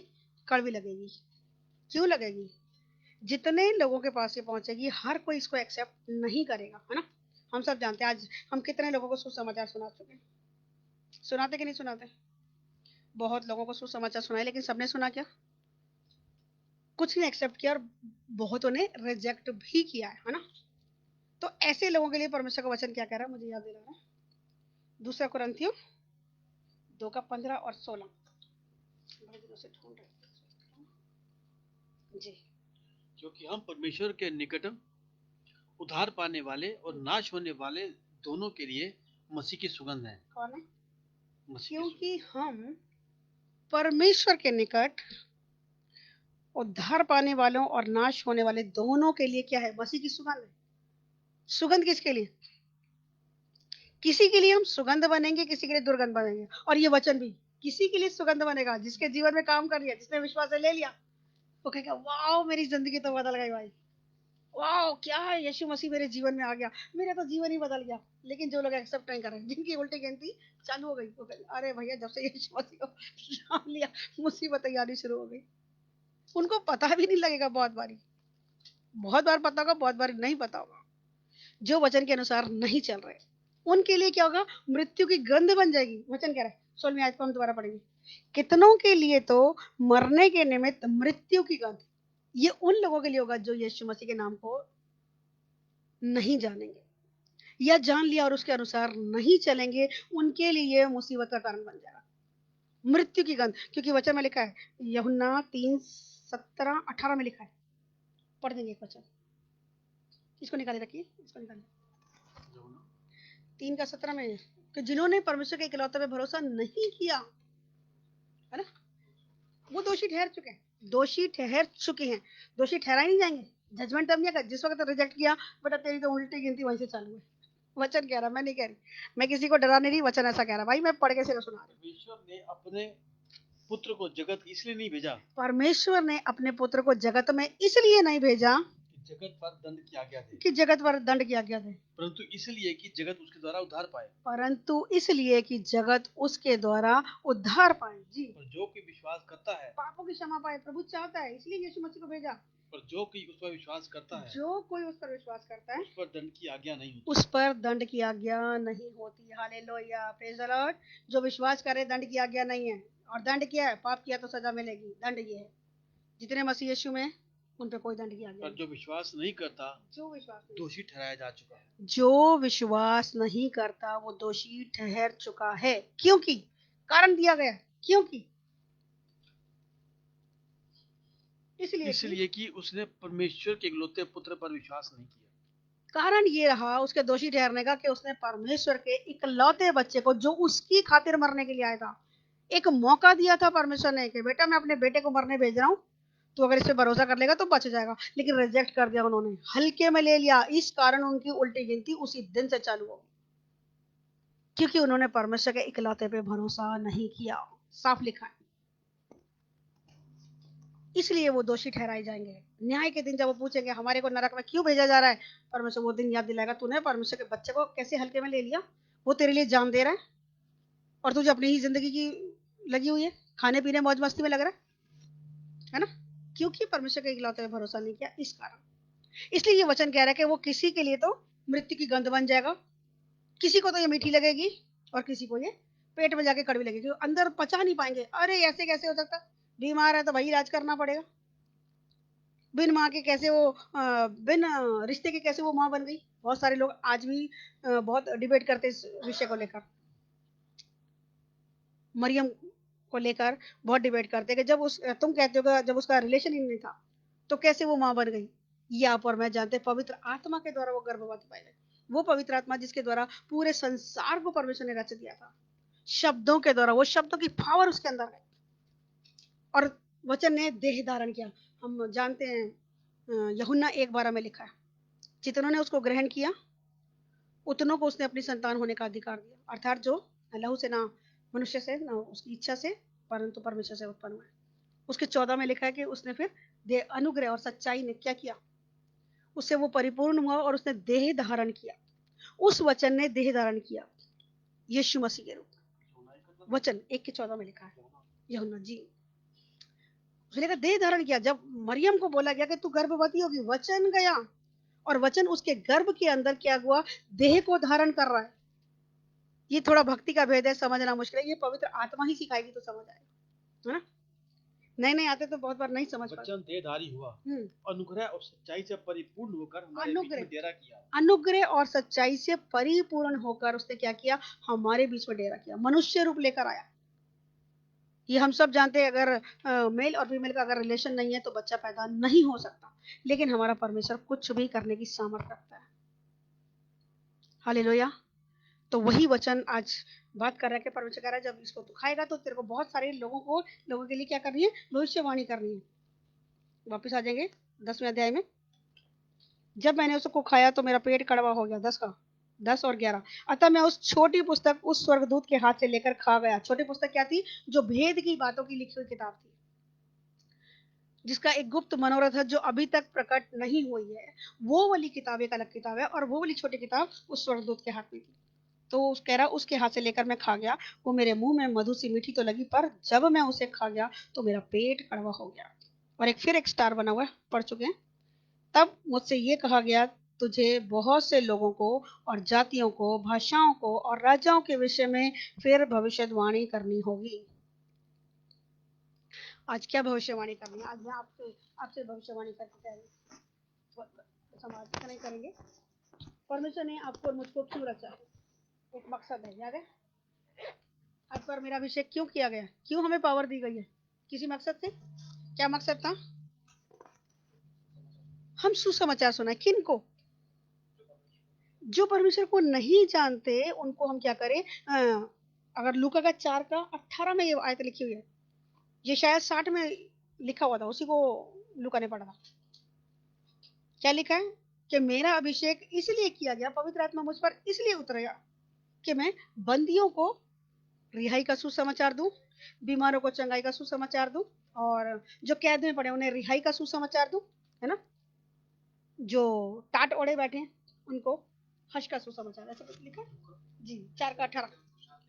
हाँ, प्रभु का आत्मा मुझ पर है, प्रभु का आत्मा मुझ पर है। लास्ट पढ़ के वचन बंद करेंगे। इसलिए कि उनसे कंगालों को सुसमाचार सुनाने के लिए मेरा अभिषेक किया है। इसलिए अभिषेक किया गया, इसलिए वो आत्मा आपके और मेरे ऊपर उतरा कि हम क्या करें?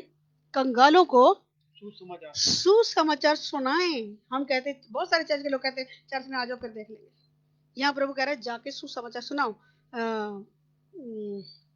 प्रेरितों के सॉरी मरकुस में 16 और 17 में लिखा है, जाओ और सारी पृथ्वी के लोगों को जाके सुसमाचार सुनाओ। पढ़ देंगे इस वचन को, इसको निकाले रखिए। मरकुस 16 निकालते हैं। 16 का 16 और 17 ना, 15 में 16 का 15 सॉरी, मरकुस 16:15 में लिखा है, जाओ और पृथ्वी के सारे लोगों को। 16 के 15 में लिखा है। मरकुस 16:15 पढ़ेंगे। और उसने उनसे कहा, तुम सारे जगत में जाकर सारी सृष्टि के लोगों को सुसमाचार का प्रचार करो। क्या करा यीशु मसीह ने? क्या कहा अपने चेलों को? तुम सारी जगत में जाओ, सारी सृष्टि में जाओ और लोगों को सुसमाचार का प्रचार करो। क्या कह रहा है? जाओ या बोल रहा हो? जाओ। जाओ, हमको जाना है।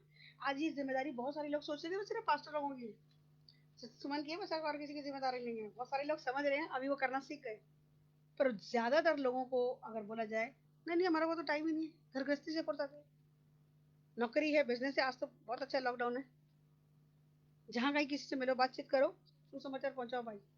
कहीं मौका मिल जाए, दो गवाहियां बढ़ बढ़ के जी। जो विश्वास करे और बपतिस्मा ले, जो विश्वास करे और बपतिस्मा ले, उसी का उद्धार होगा। उद्धार उसी का होगा। परंतु जो विश्वास ना करेगा, परंतु बाइबल का बड़ा अटपटा है, बहुत खतरनाक है। परंतु जो विश्वास ना करेगा, परंतु जो विश्वास नहीं करेगा वो दोषी ठहराया जा चुका। वो तो दोषी ठहरा गया। और दोषी क्या है? सजा मिलेगी। दोषी है तो भाई आ जाओ, सजा है तेरी, आ जाओ, रिमांड तेरा लिया जाएगा जी। विश्वास करने वाले में चेल होंगे, वो फिर आगे है ना। लेकिन यीशु मसीह ने अपने चेलों को क्या आज्ञा दी? कि तुम जाओ और सारी जगत के लोगों को क्या करो? सुसमाचार दो। और यहाँ लूका 4:18 में लिखा है, इसलिए उसने ये सुसमाचार सुनाने के लिए, सॉरी, इसलिए उसका आत्मा आप पर मेरे ऊपर उतरा के हम कंगालों को सुसमाचार सुनाए, अभिषेक किया, बंदियों को छुटकारेगा, अंधों को दृष्टि पाने का प्रचार करें, कुचले हुओं को छुड़ाएं, और कुचले हुओं को छुड़ाएं जी।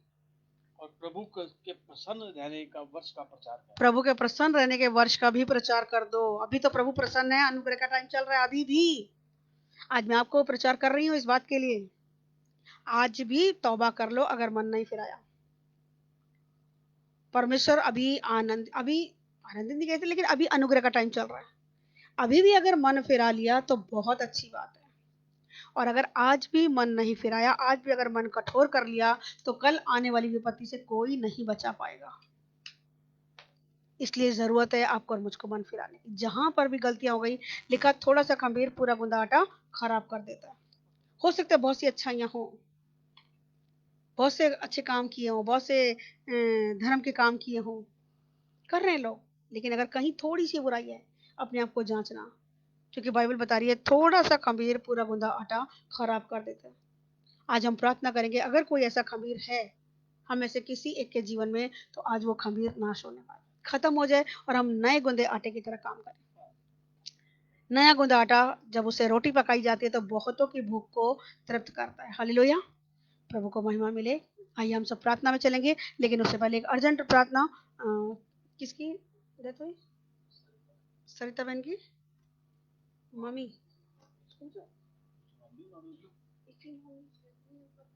हालेलुया। आइए हम सब प्रार्थना में चलेंगे, आंखें बंद करेंगे। प्रभु को महिमा मिले। आज इस वचन के प्रभु हमारे बीच में है, और हम विश्वास करते हैं कि बाइबल बताती है विश्वास करने वालों के लिए सब कुछ संभव है। एक बहन है जो मसीह में सो गई है। हम प्रार्थना करेंगे, परमेश्वर बहुत से मुर्दे जीवित किए। हम अपनी इच्छा को रखेंगे, बाकी परमेश्वर की इच्छा है। क्या सीन है और क्या नहीं मुझे नहीं पता, अभी खबर आई है। ठीक है, हम प्रार्थना करेंगे। मुझे नाम याद नहीं आ रहा बहन का, क्या नाम है शायद। हम लोग प्रार्थना करेंगे। परमेश्वर ने बहुत से मुर्दों को जीवित किया है, और आज जैसा कि हम विश्वास का वचन क्लेम कर रहे हैं, आज हम विश्वास से कि परमेश्वर तू तो पास और दूर दोनों का परमेश्वर है। अपनी बेटी को जीवित कर परमेश्वर, ये हमारी इच्छा है परमेश्वर, लेकिन फिर भी तेरी इच्छा पूरी हो। हालेलुया। हम सब आंखें बंद करेंगे और अपना हाथ बढ़ाएंगे उस बहन की तरफ। बहन सरिता की मामी जी हैं, मैं नहीं जानती वो नाम, उनका ध्यान नहीं आ रहा मुझे। जो भी बहन है वो, परमेश्वर का आत्मा उनके शरीर में जीवन के श्वास को फूके। हालेलुया। री बाबा का शेंदेरेले रेबरी का रीबरी का रीला रबर री का रबर री तरल रबरी का शेंदेरेले री का रबर री तरल रबा शिंदरल रबा रिबा दुरेल रबरी का रीबरी दरुल रबा।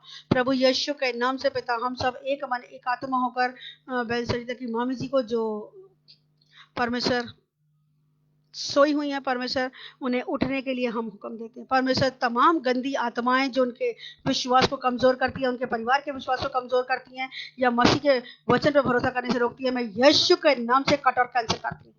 हर एक ऐसे गंदे विचारों को यीशु के नाम से नष्ट होने का हुक्म देती हूँ। इसी समय परमेश्वर तेरा पवित्र आत्मा बहन के शरीर में जीवन के श्वास को फूके। प्रभु आप पास और दूर दोनों के परमेश्वर है। इस समय हम वहां नहीं पहुंच सकते, लेकिन आप पहुंच सकते। आपने वायदा किया कि जहां कुछ भी नहीं है, शून्य से लेकर आपने संसार को रच दिया। प्रभु जहां कुछ भी नहीं है, नया जीवन क्रिएट करने के लिए मैं घोषणा करती हूँ, नई जिंदगी आ जाए परमेश्वर। जो सोए में वो उठ जाए परमेश्वर, यीशु के नाम से, यीशु मसीह के नाम से, यीशु मसीह के नाम से हर एक मुर्दा परिस्थिति जीवित हो जाए। यीशु के नाम से जहां कुछ नहीं है वहां उसको हम है करके पुकार रहे हैं परमेश्वर। तो तारों का नाम ले लेकर पुकारते हैं। हजारों लाखों तारे हैं परमेश्वर, और उससे भी कहीं ज्यादा है परमेश्वर, लेकिन तू उन तारों का नाम लेके पुकारता है। जो चीजें नहीं है तू उनको है करके पुकारता है। हम तेरे उसी वचन को थाम के परमेश्वर आगे बढ़ रहे हैं। जहां कुछ नहीं है, जहां डॉक्टरों ने जवाब दे दिया, जहां परिस्थितियों ने नो कर दिया, मैं यीशु के नाम से जीवन को रिलीज करती हूँ। यहाँ पे यीशु के नाम से जीवन को रिलीज करती हूँ परमेश्वर। हर एक मुर्दा परिस्थिति जीवित हो जाए, हर एक अंधकार की बातें उजाले में बदल जाए, हर एक ऐसी नेगेटिव बातें पॉजिटिव बातों में बदलने पाए। ये ना तो मेरी शक्ति से होगा, ना मेरे बल से होगा, लेकिन तेरी आत्मा के द्वारा प्रभु हो जाएगा। आपने वायदा किया कि विश्वास करने वालों के लिए सब कुछ संभव है। आपने अपने बच्चों को सिर बनाया है, पूंछ नहीं, ऊपर ही रखा है, नीचे नहीं। आप तो चारों ओर परमेश्वर मेरी ढाल है और मेरी महिमा के और मेरे मस्तक का ऊंचा करने वाले परमेश्वर। प्रभु इसी समय उस बहन के शरीर में, प्रभु प्राण में, आत्मा में नया काम होने पाए, मुर्दा परिस्थिति जीवित होने पाए।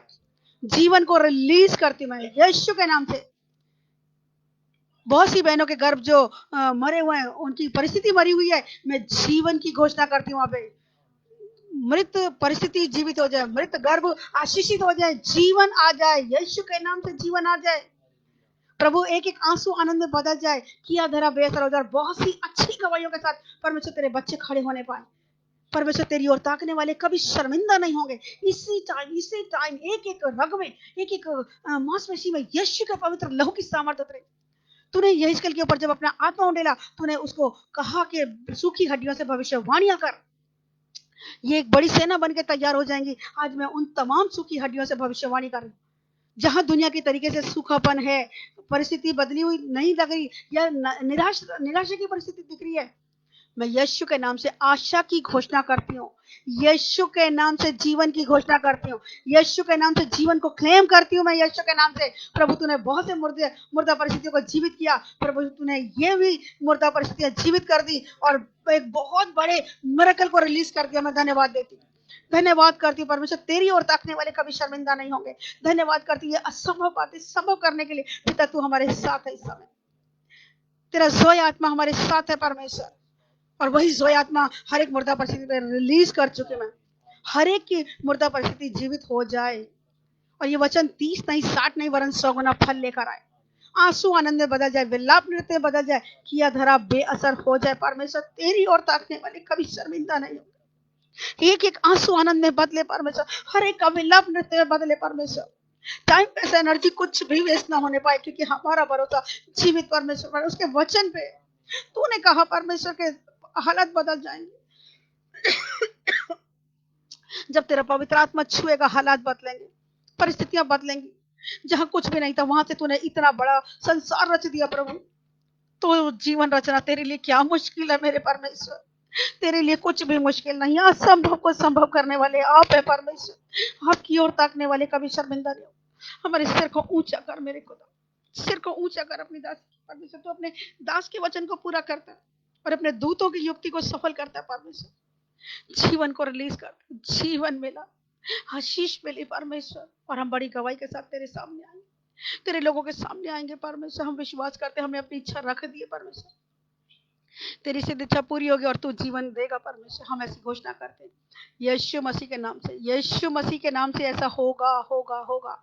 यीशु मसीह के नाम से पिता, मांगने से अदर सोचों से बढ़कर देने वाले परमेश्वर पिता, मैं धन्यवाद देती। सारी ऐसी रिपोर्ट्स जो नेगेटिव आई हैं, तमाम ऐसी रिपोर्ट्स पॉजिटिव हो जाएं यीशु के नाम से। हर एक ऐसी बातें जो परमेश्वर तेरे बच्चों के विरोध में बोली गई, जो तेरे जीवित वचन बाइबल के विरोध में बोली गई, मैं तमाम ऐसी रिपोर्ट्स को यीशु के नाम से कट ऑफ कैंसिल करती हूँ और एक नई रिपोर्ट को रिलीज करती हूँ जो कहती है यीशु मसीह के कोड़े खाने से तुम जीवित हो गए, तुम चंगे हो गए हो, जीवित नहीं हो गए, चंगे हो गए हो। हाँ प्रभु, तन और मन के रोग चंगे हो चुके हैं, सिर के बालों से लेकर पैर के तनों तक। यदि कोई इस समय जो देख रहे हैं और बीमार है, किसी भी तरीके की बीमारी है, एक एक बॉडी पार्ट यीशु के नाम से नॉर्मल फंक्शन करने पाए, एसिडिटी की प्रॉब्लम जाने पाए, लीवर प्रॉब्लम चंगी हो जाए, अस्थमा ठीक हो जाए, शुगर लेवल नॉर्मल हो जाए, बीपी नॉर्मल हो जाए, और हर एक ऐसा अंग जो काम नहीं करता ठीक से, इसी समय नॉर्मल फंक्शन करना शुरू कर दे।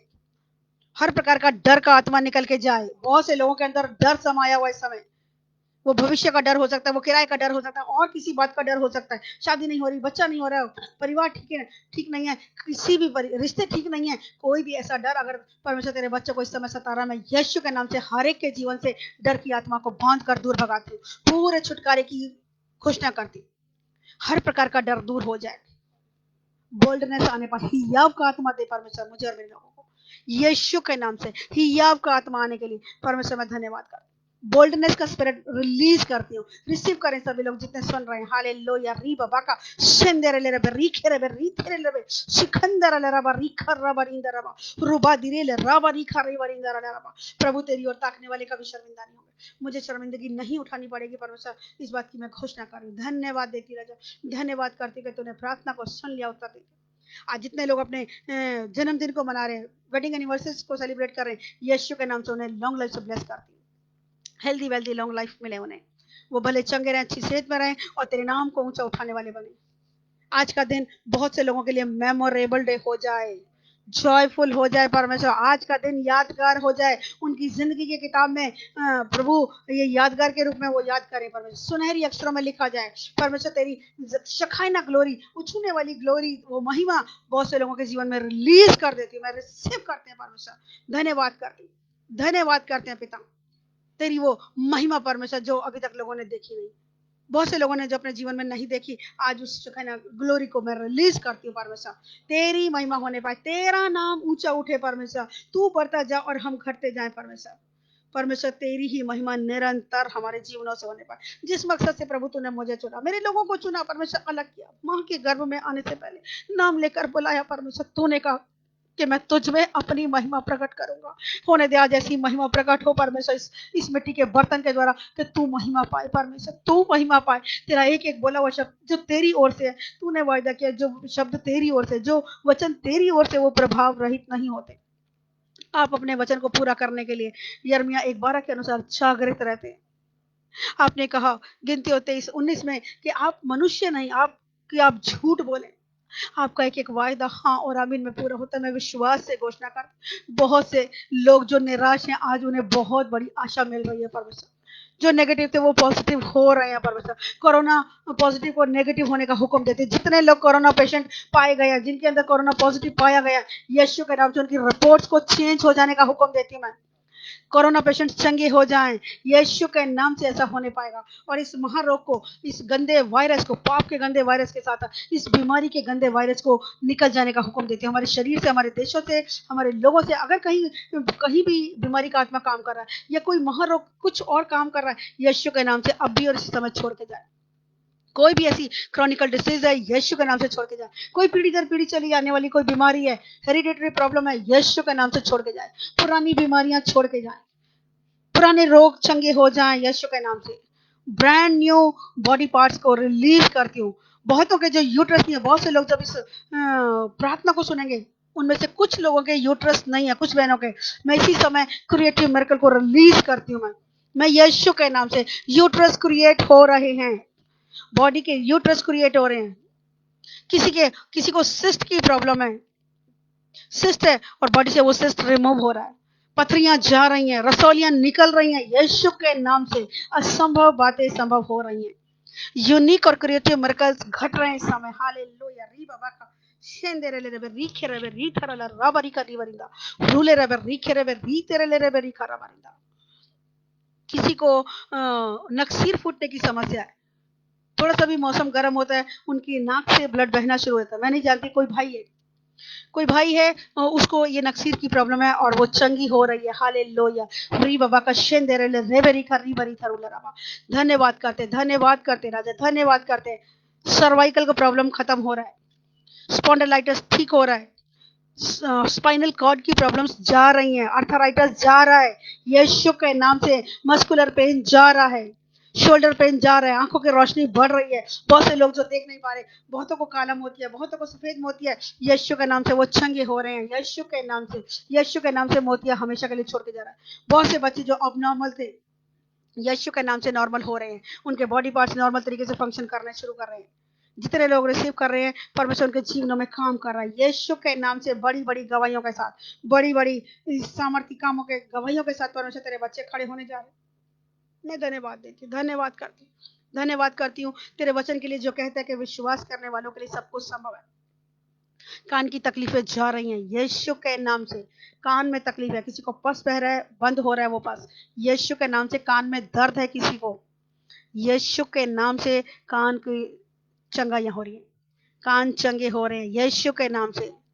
किसी को वेदर चेंज होते ही, मौसम चेंज होते ही छींकें आनी शुरू हो जाती है, बदलते मौसम में वेदर चेंज होने के, यीशु के नाम से समस्या जा रही है, यीशु के नाम से हमेशा के लिए समस्या जा रही है। जो भी छींक रहे हैं या कफ बन जाता है, यीशु के नाम से समस्या हमेशा के लिए छोड़ के जा रही है, हमेशा के लिए।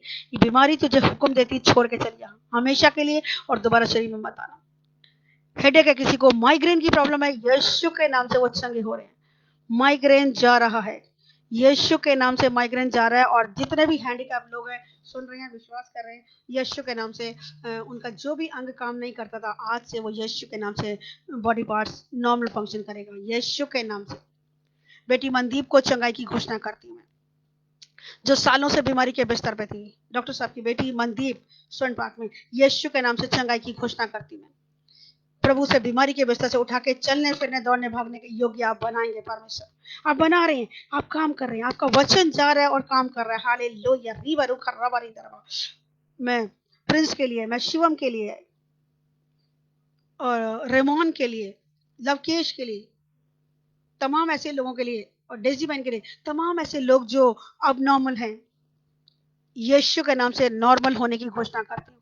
उनका जो भी बॉडी पार्ट वर्क नहीं कर रहा था, आज इसी समय सारे शैतानी बंधनों को तोड़ती हूँ उनके जीवन से और उनके पूरे छुटकारे की घोषणा करती हूँ, चंगाई की घोषणा करती हूँ और विश्वास करती हूँ। मांगने से ज्यादा मेरे और सोचो से कहीं बढ़कर जो अच्छा काम मेरे खुदा तूने कर दिया वो नजर आएगा परमेश्वर। बड़ी बड़ी गवाहियों के साथ हम तेरे भवन में फिर खड़े होंगे परमेश्वर।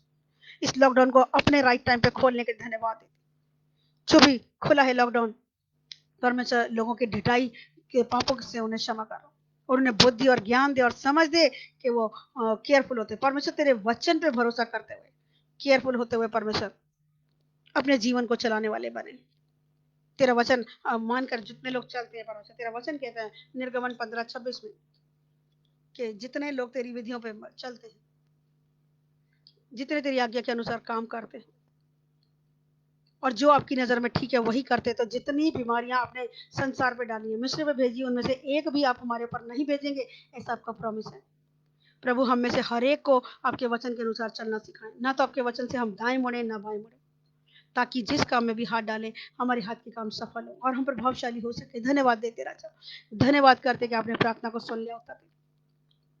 बैरन वोम्स ब्लेस होने पाए, जो बहनों को सताया जाता है बांझ होने के नाते, जैसे आपने हन्ना को दिया परमेश्वर, हमारी तमाम उन बहन बेटियों को उनके गर्भ को आशीषित कर। तूने प्रॉमिस किया कि तेरे देश में फिर कोई गर्भ नहीं गिरेगा, तूने प्रॉमिस किया परमेश्वर, किसी का गर्भ नहीं गिरेगा और कोई बांझ नहीं रहेगा तेरे देश में परमेश्वर। हमारे कांटेक्ट में आने वाला कोई भी जन बांझ ना रहने पाए, किसी का गर्भ गिरने ना पाए, गर्भ में आने से लेकर जन्माने तक आप संभालेंगे, ऐसा आपने प्रॉमिस किया परमेश्वर। आपने प्रॉमिस किया और पूरा भी उसे आप ही करेंगे। हम आपकी ओर ताक रहे हैं, हम आपके वचन को क्लेम कर रहे हैं परमेश्वर। किसी का गर्भ नहीं गिरेगा तो नहीं गिरेगा। हालेलुया। री बाबा का शेंदरे ले रे री खेरे रे इंदरा रबा। धन्यवाद करती राजा, धन्यवाद करती असंभव को संभव करने के लिए। धन्यवाद करती कि आपने प्रार्थना को सुन लिया, उत्तर दे दिया। सारी बातें मिलके भलाई को उत्पन्न करेंगे। धन्यवाद देती, जो घाटी में जी रहे हैं उन्हें भरपूरी देने के धन्यवाद देती, एक एक आंसू आनंद में बदलने के लिए धन्यवाद देती, राइट टाइम पे हर एक की लाइफ में मेह बरसाने के लिए मैं धन्यवाद देती, धन्यवाद करती हूँ। आज जब गुनगुन का बर्थडे है परमेश्वर, उसको भी, बेटी को भी आशीष बोलती हूँ, कल्याण बोलती हूँ, बरकत बोलती हूँ, किसी भली वस्तु की घटी ना हो, बुद्धि ज्ञान और समझ है। और तमाम लोग जो आज बर्थडे और अपने एनिवर्सरी को सेलिब्रेट करें, तेरी बुद्धि तेरा ज्ञान तेरी समझ मांगते हैं कि वो सही तरीके से सही ट्रैक पर चल सके। पर शैतान की कोई गंदी योजना तेरे बच्चों के जीवन में सफल ना होने पाए, जहां से गिरे वहां से याद करके उठने पाए परमेश्वर। हमें से हर एक के जीवन में इस वचन को मैं क्लेम करती हूँ। यदि कहीं कोई गिर गया तो परमेश्वर उसे उठा और अपने सीने से लगा और सही ट्रैक पर लेकर आ। हमें से हर एक के हाथ को यीशु मसीह आप थाम लीजिए। हम अपने राइट हैंड को ऊंचा उठाते, प्रभु हमारे हाथ को तू थाम ले परमेश्वर, और हमें उस अनंत मार्ग की तरफ लेके चल परमेश्वर, जो हमसे कभी छीना नहीं जाए। हाँ प्रभु, हम चलना चाहते हैं, हम तेरे साथ चलना चाहते हैं और आपने सहायता और मदद करी। मैं धन्यवाद दी, आपके हाथों में समर्पित करते हुए हम इजराइल को और यरूशलेम को आशीष बोलते, कल्याण बोलते, बरकत बोलते और विश्वास से घोषणा करते कि बहुत से लोग परमेश्वर तेरे नाम को जानेंगे, तुझे अपना उद्धारकर्ता के रूप में ग्रहण करेंगे। आप तो किसी दुष्ट के मरने से भी खुश नहीं होते प्रभु, किसी भली वस्तु की घटी ना रहने पाए, उस देश की भूमि को उपजाऊ कर अच्छी फसल होने पाए और कोई लड़ाई झगड़ा कलेश होने ना पाए। जितने लोग इजराइल की तरफ अपनी आंखें उठाए लड़ाई के लिए, प्रभु उनके सोच विचार बदल जाएं, उनके काम बदल जाए, उनका व्यवहार बदल जाए। शत्रु के आगे मेज लगाने वाले परमेश्वर आप, कोई वर्ड और ना होने पाए परमेश्वर। लड़ाई झगड़ा कलेश शांति में बदल जाए, आंसू आनंद में बदल जाए, किया धरा बेअसर हो जाए। माफ करने वाला मन दे परमेश्वर। मैत्रीपूर्ण संबंधों, प्यार मोहब्बत हमारे देशों में होने पाए, हमारे पड़ोसी देशों में होने पाए और इजराइल की तरफ कोई आंख उठा के देखने ना पाए परमेश्वर। तो अपने बच्चों को अपनी आंख की पुतली की नाई संभालता है परमेश्वर, और तूने संभाला हुआ है। जो उसकी तरफ आंख करेगा तो चूर चूर कर देगा। हम नहीं चाहते परमेश्वर कि कहीं पर भी ऐसे लड़ाई झगड़े कलेश। तेरी बातें राइट टाइम पे पूरी होंगी, हम विश्वास करते हैं, लेकिन फिर भी हम चाहते हैं रहम की दृष्टि कर परमेश्वर। अपने क्रोध का प्याला उंडेलने से रोक परमेश्वर। तेरा वचन हमें बताता है कि आज्ञा ना मानने वालों के जीवन में परमेश्वर क्रोध काम करता है, प्रकोप आता है। उस प्रकोप के कटोरे को रोक ले परमेश्वर उंडेलने से। बहुतों को मन फिर आपका मौका दे मेरे परमेश्वर, मौका दे कि संसार को छोड़ के जाने से पहले तुझे अपने पर्सनल सेवा के रूप में, व्यक्तिगत उद्धारकर्ता के रूप में, मुक्तिदाता के रूप में ग्रहण कर ले, ताकि नरक जाने से बच जाए। और मैं और मेरे लोग कहने पाए, हमारे लोगों के जीवन में भी काम कर, हमारे विश्वास से हमारे घराने के लोगों के घुटने टिके, उनकी जुबान अंगीकार करने पाए कि यीशु ही प्रभु है, और हम कहने पाए कि मैं और मेरा घराना अपने यहोवा की सेवा नित करते हैं। हाँ प्रभु, ऐसा होने के लिए तू सहायता और मदद कर, ताकि तू महिमा पाए। आप बड़े और हम खटे। सारा आदर, सारी महिमा, सारी प्रशंसा यीशु के नाम में पिता आपको देते हैं। आने वाली हर एक मुसीबत, खतरे, परेशानी से, मौत और एक्सीडेंट से, झगड़ा कलेश से, वाद विवादों से आपने बचा लिया, इसके लिए मैं धन्यवाद देती हूँ। आप ही के हाथों में समर्पित करते हुए इस प्रार्थना को एक बार फिर से यीशु मसीह नासरी के नाम से मांगती हूँ। जैसे सुने और ग्रहण कर ले। आमेन, आमेन, आमेन। हालेलुया। आखिरी प्रार्थना पूछेंगे। पिता हम तेरा धन्यवाद करते हैं, तेरी स्तुति तेरी महिमा करते हैं मेरे पिता परमेश्वर। हमने सर जो प्रार्थना की है सबने मिलकर मेरे पिता परमेश्वर आपने हाँ और हम इन्हें पूरा कर दिया। धन्यवाद करते हैं क्योंकि आपने कहा है प्रार्थना में विश्वास से जो कुछ मांग सब भरोसा करे काम उसी पर होगा। पर इस पर जब हम सब ने जो प्रार्थना की है, चाहे वो बीमारों के लिए, चाहे वो शादीशुदा जोड़ों के लिए पिता परमेश्वर, चाहे वो घर की आशीष के लिए मेरे पिता परमेश्वर, चाहे वो जिन्होंने आज अपना बर्थडे मना रहे हैं या जिनका मैरिज एनिवर्सरी पिता परमेश्वर, जो कुछ हमने मांगा है पिता परमेश्वर, क्योंकि आपने कहा है कि तेरी प्रार्थना मेरे पवित्र मंदिर पहुंचे और मैं ऐसा पूरा भी करता हूँ, और आपने पूरा कर दिया। हमें इस बात का पूरा भरोसा है मेरे पिता परमेश्वर। पिता हम तेरा धन्यवाद करते हैं, आपने पूरा किया, हम धन्यवाद करते हैं मेरे पिता परमेश्वर। सारा आदर महिमा आपको देते हुए यीशु मसीह के नाम से दुआ को मांगते हैं, पिता सुनिए और कबूल करें। आमीन, आमीन, आमीन। आइए आखिरी दुआ एक साथ करेंगे। ऐ हमारे पिता, आप जो स्वर्ग में हैं, आप जो स्वर्ग में हैं, आपका नाम पाक माना जाए, आपका नाम पाक माना जाए, आपका राज्य आए, आपका राज्य जैसे आपकी इच्छा स्वर्ग में पूरी होती है वैसे ही इस जमीन पर हो। हमारी रोज की रोटी हमें दे, और जिस प्रकार हम अपने गुनाहगारों को माफ करते हैं, आप भी हमारे गुनाहों को माफ करें। हमें किसी परीक्षा में न लें, बल्कि बुराई से बचाएं, क्योंकि राज्य, पराक्रम और महिमा सदा से आप ही का है। आमीन, आमीन, आमीन। आइए स्वर्गीय आशीष सभी लेंगे दोनों हाथ स्वर्ग की तरफ करके। अब हमारे खुदा यीशु मसीह का फजल, खुदा बाप की मोहब्बत, पाक रूह की फाकत और शिराकत हम सब विश्वासियों के साथ, यहाँ बैठे हुए जन के साथ, इनके मिलने जुलने वालों के साथ, उनके घराने वालों के साथ, अब से लेकर यीशु मसीह के दोबारा आगमन तक हमेशा हमेशा के लिए हम सबके साथ बनी रहे, यीशु मसीह के नाम से। आमीन, आमीन, आमीन। हालेलुया। प्रभु आपको आशीषित करे। धन्यवाद पिता यीशु मसीह के नाम से। आमीन। हालेलुया। प्रभु सबको आशीष दे। जय मसीह की।